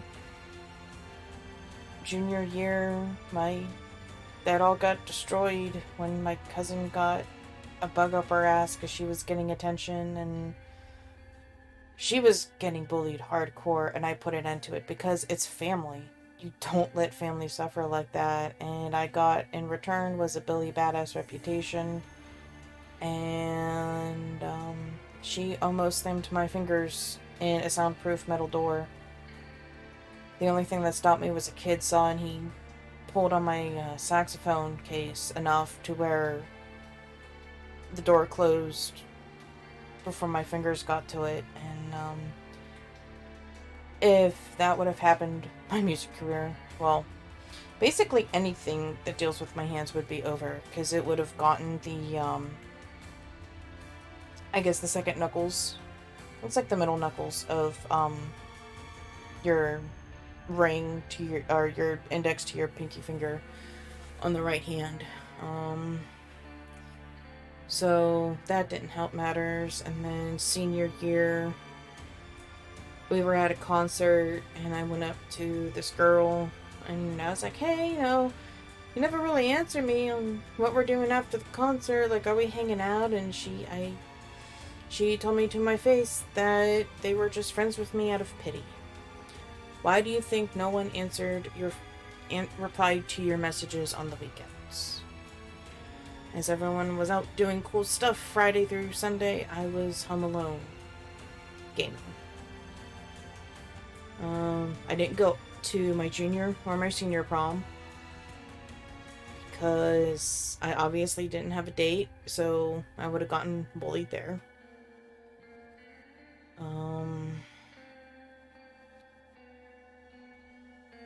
No matter how much I tried to fit in or anything, it just didn't work. College, same thing. Thought I had good friends and just realized that college is when I learned that the world is just one big popularity contest. It's not what you know, it's not how you know how to do things, it's who you know. And in some cases, who you're banging. And I just was not a party scene. I could not fit in with the parties. Like, I got to a party, and no matter if I dressed like myself, if I, dressed like all the other girls there, no one would really talk to me. So after a half hour of being there, I just go home.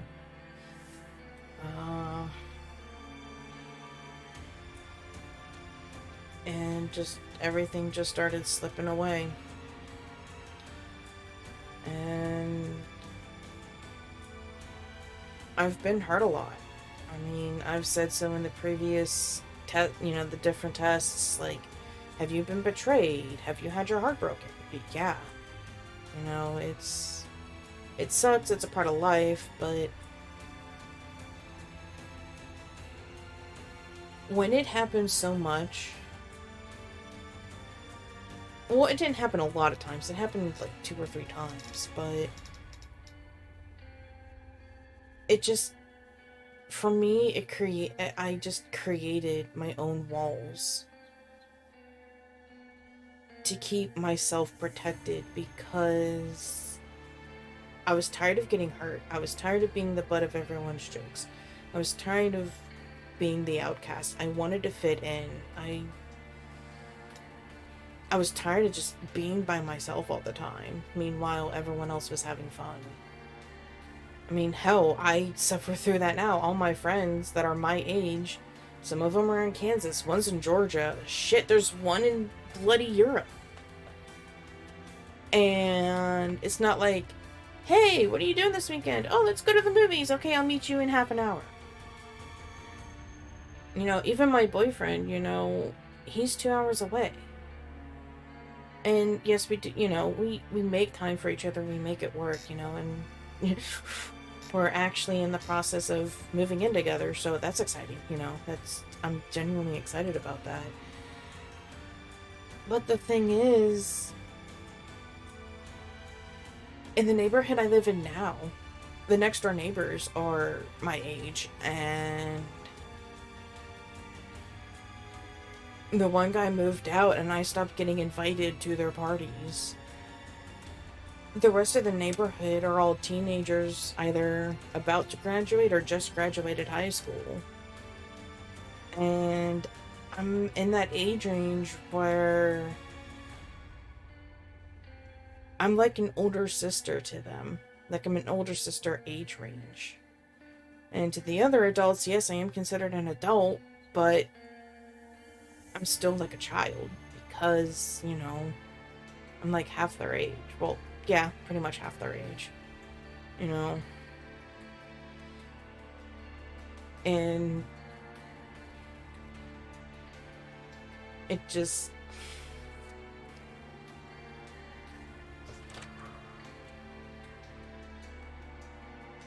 you... I mean, you can't go through life, you know, trying to fit in all the time. You still have to be your own person. And doing these and just talking to my friends and whatever,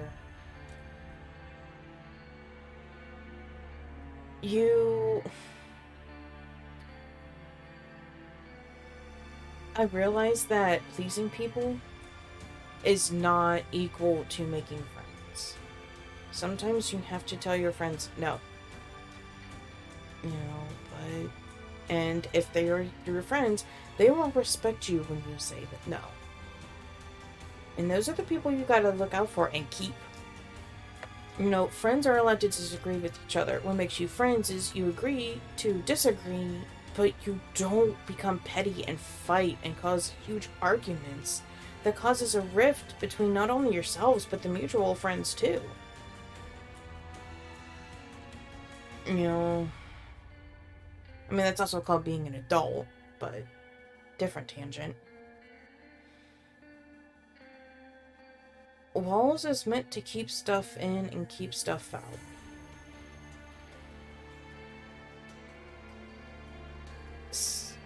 It's easier to let some things through, but sometimes it's harder to let other things through. Like, my thing is, do I trust Easy?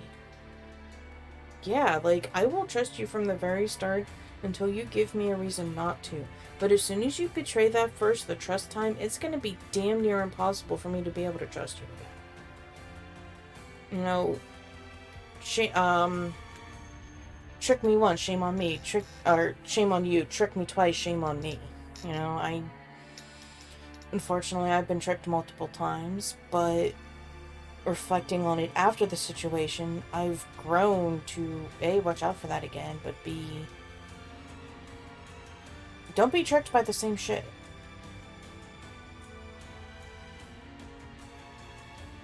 I have come to a point in my life where I don't chase people anymore. If you can't be bothered to answer me back, if you can't be bothered to text me or call me first, that screams, I don't want to talk to you. I don't want to be bothered with you.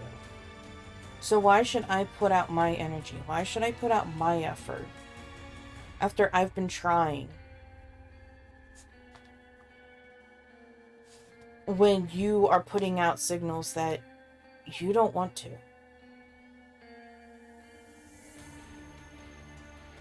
And a lot of life's lessons you learn when it's too late. Like, I wish I would have known this before ABC or XYZ. Because then I would have done this differently and things would have been better. That is true. However, you wouldn't be learning the lesson you did. Which is why, if you could change the past, could you? No. Now, if you could travel to the past, but you wouldn't alter it, then yeah. Because I would like an outside perspective. You know, just me observing. Or, you know, I'm in this situation where I wish I knew what was happening in the other room. My future self, or I guess it would be my current self, could go, like, eavesdrop and figure out what was going on. You know, just metagaming. Let's just put it simply. I would go to the past to metagame. And I keep going off of tangents. It's like I'm avoiding myself. Jeez.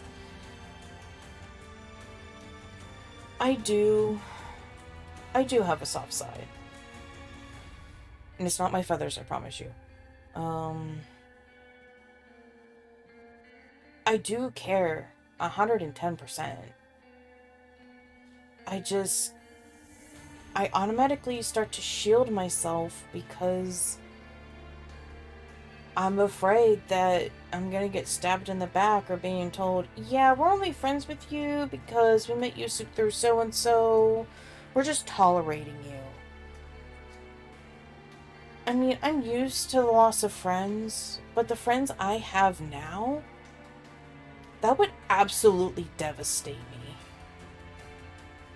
if they told me that. If, like, it was in high school, or, like, if I just moved to where I am now, and they told me that, I've been like, oh, well, alright, fuck you then.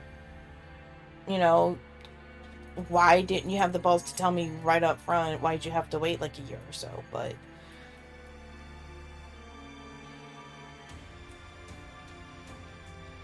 you know, with the walls also comes self-doubt, because you're trapped within yourself.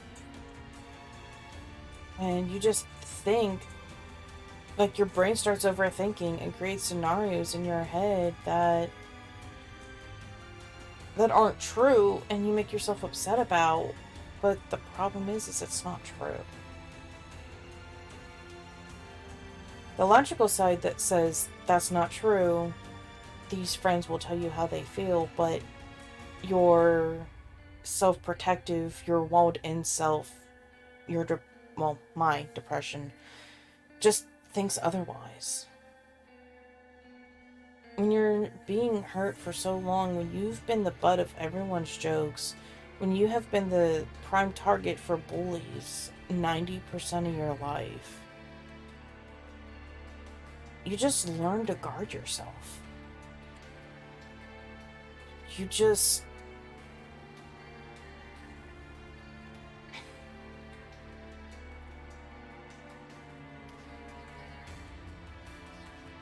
you just want to protect yourself. Because there's only so much damage you can take before you can't be healed. There's only so much damage you can take before you run out of Phoenix Downs. Now, there is help sources out there like counseling and hotline numbers, but sometimes that's just not enough. You know,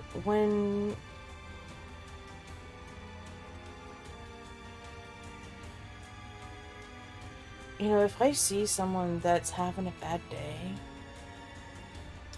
I won't ask them what's wrong, but I know how that feels, and it sucks. So if I happen to pass by them, like in the aisle or somewhere in the store, I'll just give them a small compliment, and the genuine smile that comes across their face, even something as that, can turn their day 180. And, and other times, a hug. A hug does a lot more than words sometimes. And what I've taken from these results, I know I keep jumping back and forth, I'm trying to, keep on topic. But from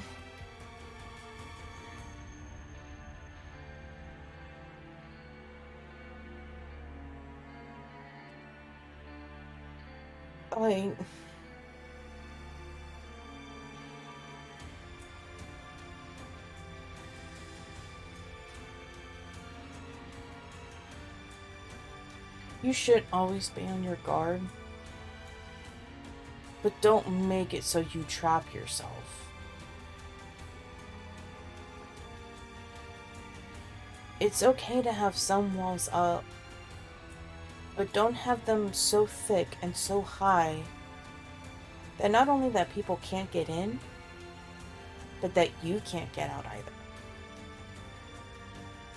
That's the most important part here, is look at the Great Wall of China. It was supposed to keep everybody out and keep the Chinese people safe. And it worked for the most part. Until the Mongols tried, bolted over the walls. And in the story of Mulan, it was the Huns. You know, they used grappling hooks to scale the walls, but no wall should be impassable. Leave a door in your walls. Make up a password, you know, so that way the people you do want inside your walls know that password and you can let them safely in. The most dangerous thing you can do is shut everyone yourself out and shut yourself in so far that you end up like the butterflies in the testing chamber, trapped with no escape.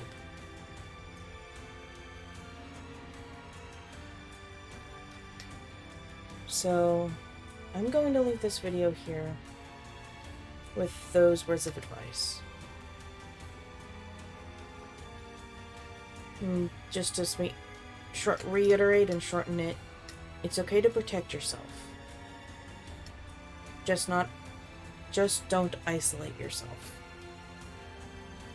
People do care about you. You just have to figure out who they are.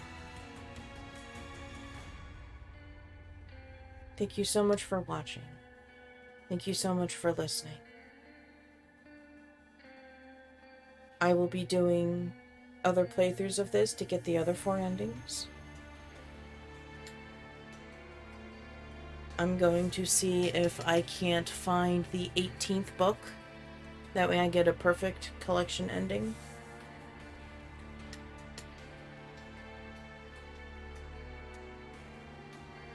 I hope y'all are having a good day. Or a good night.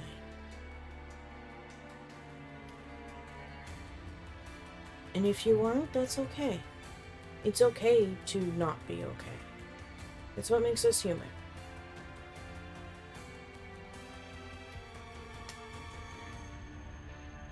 And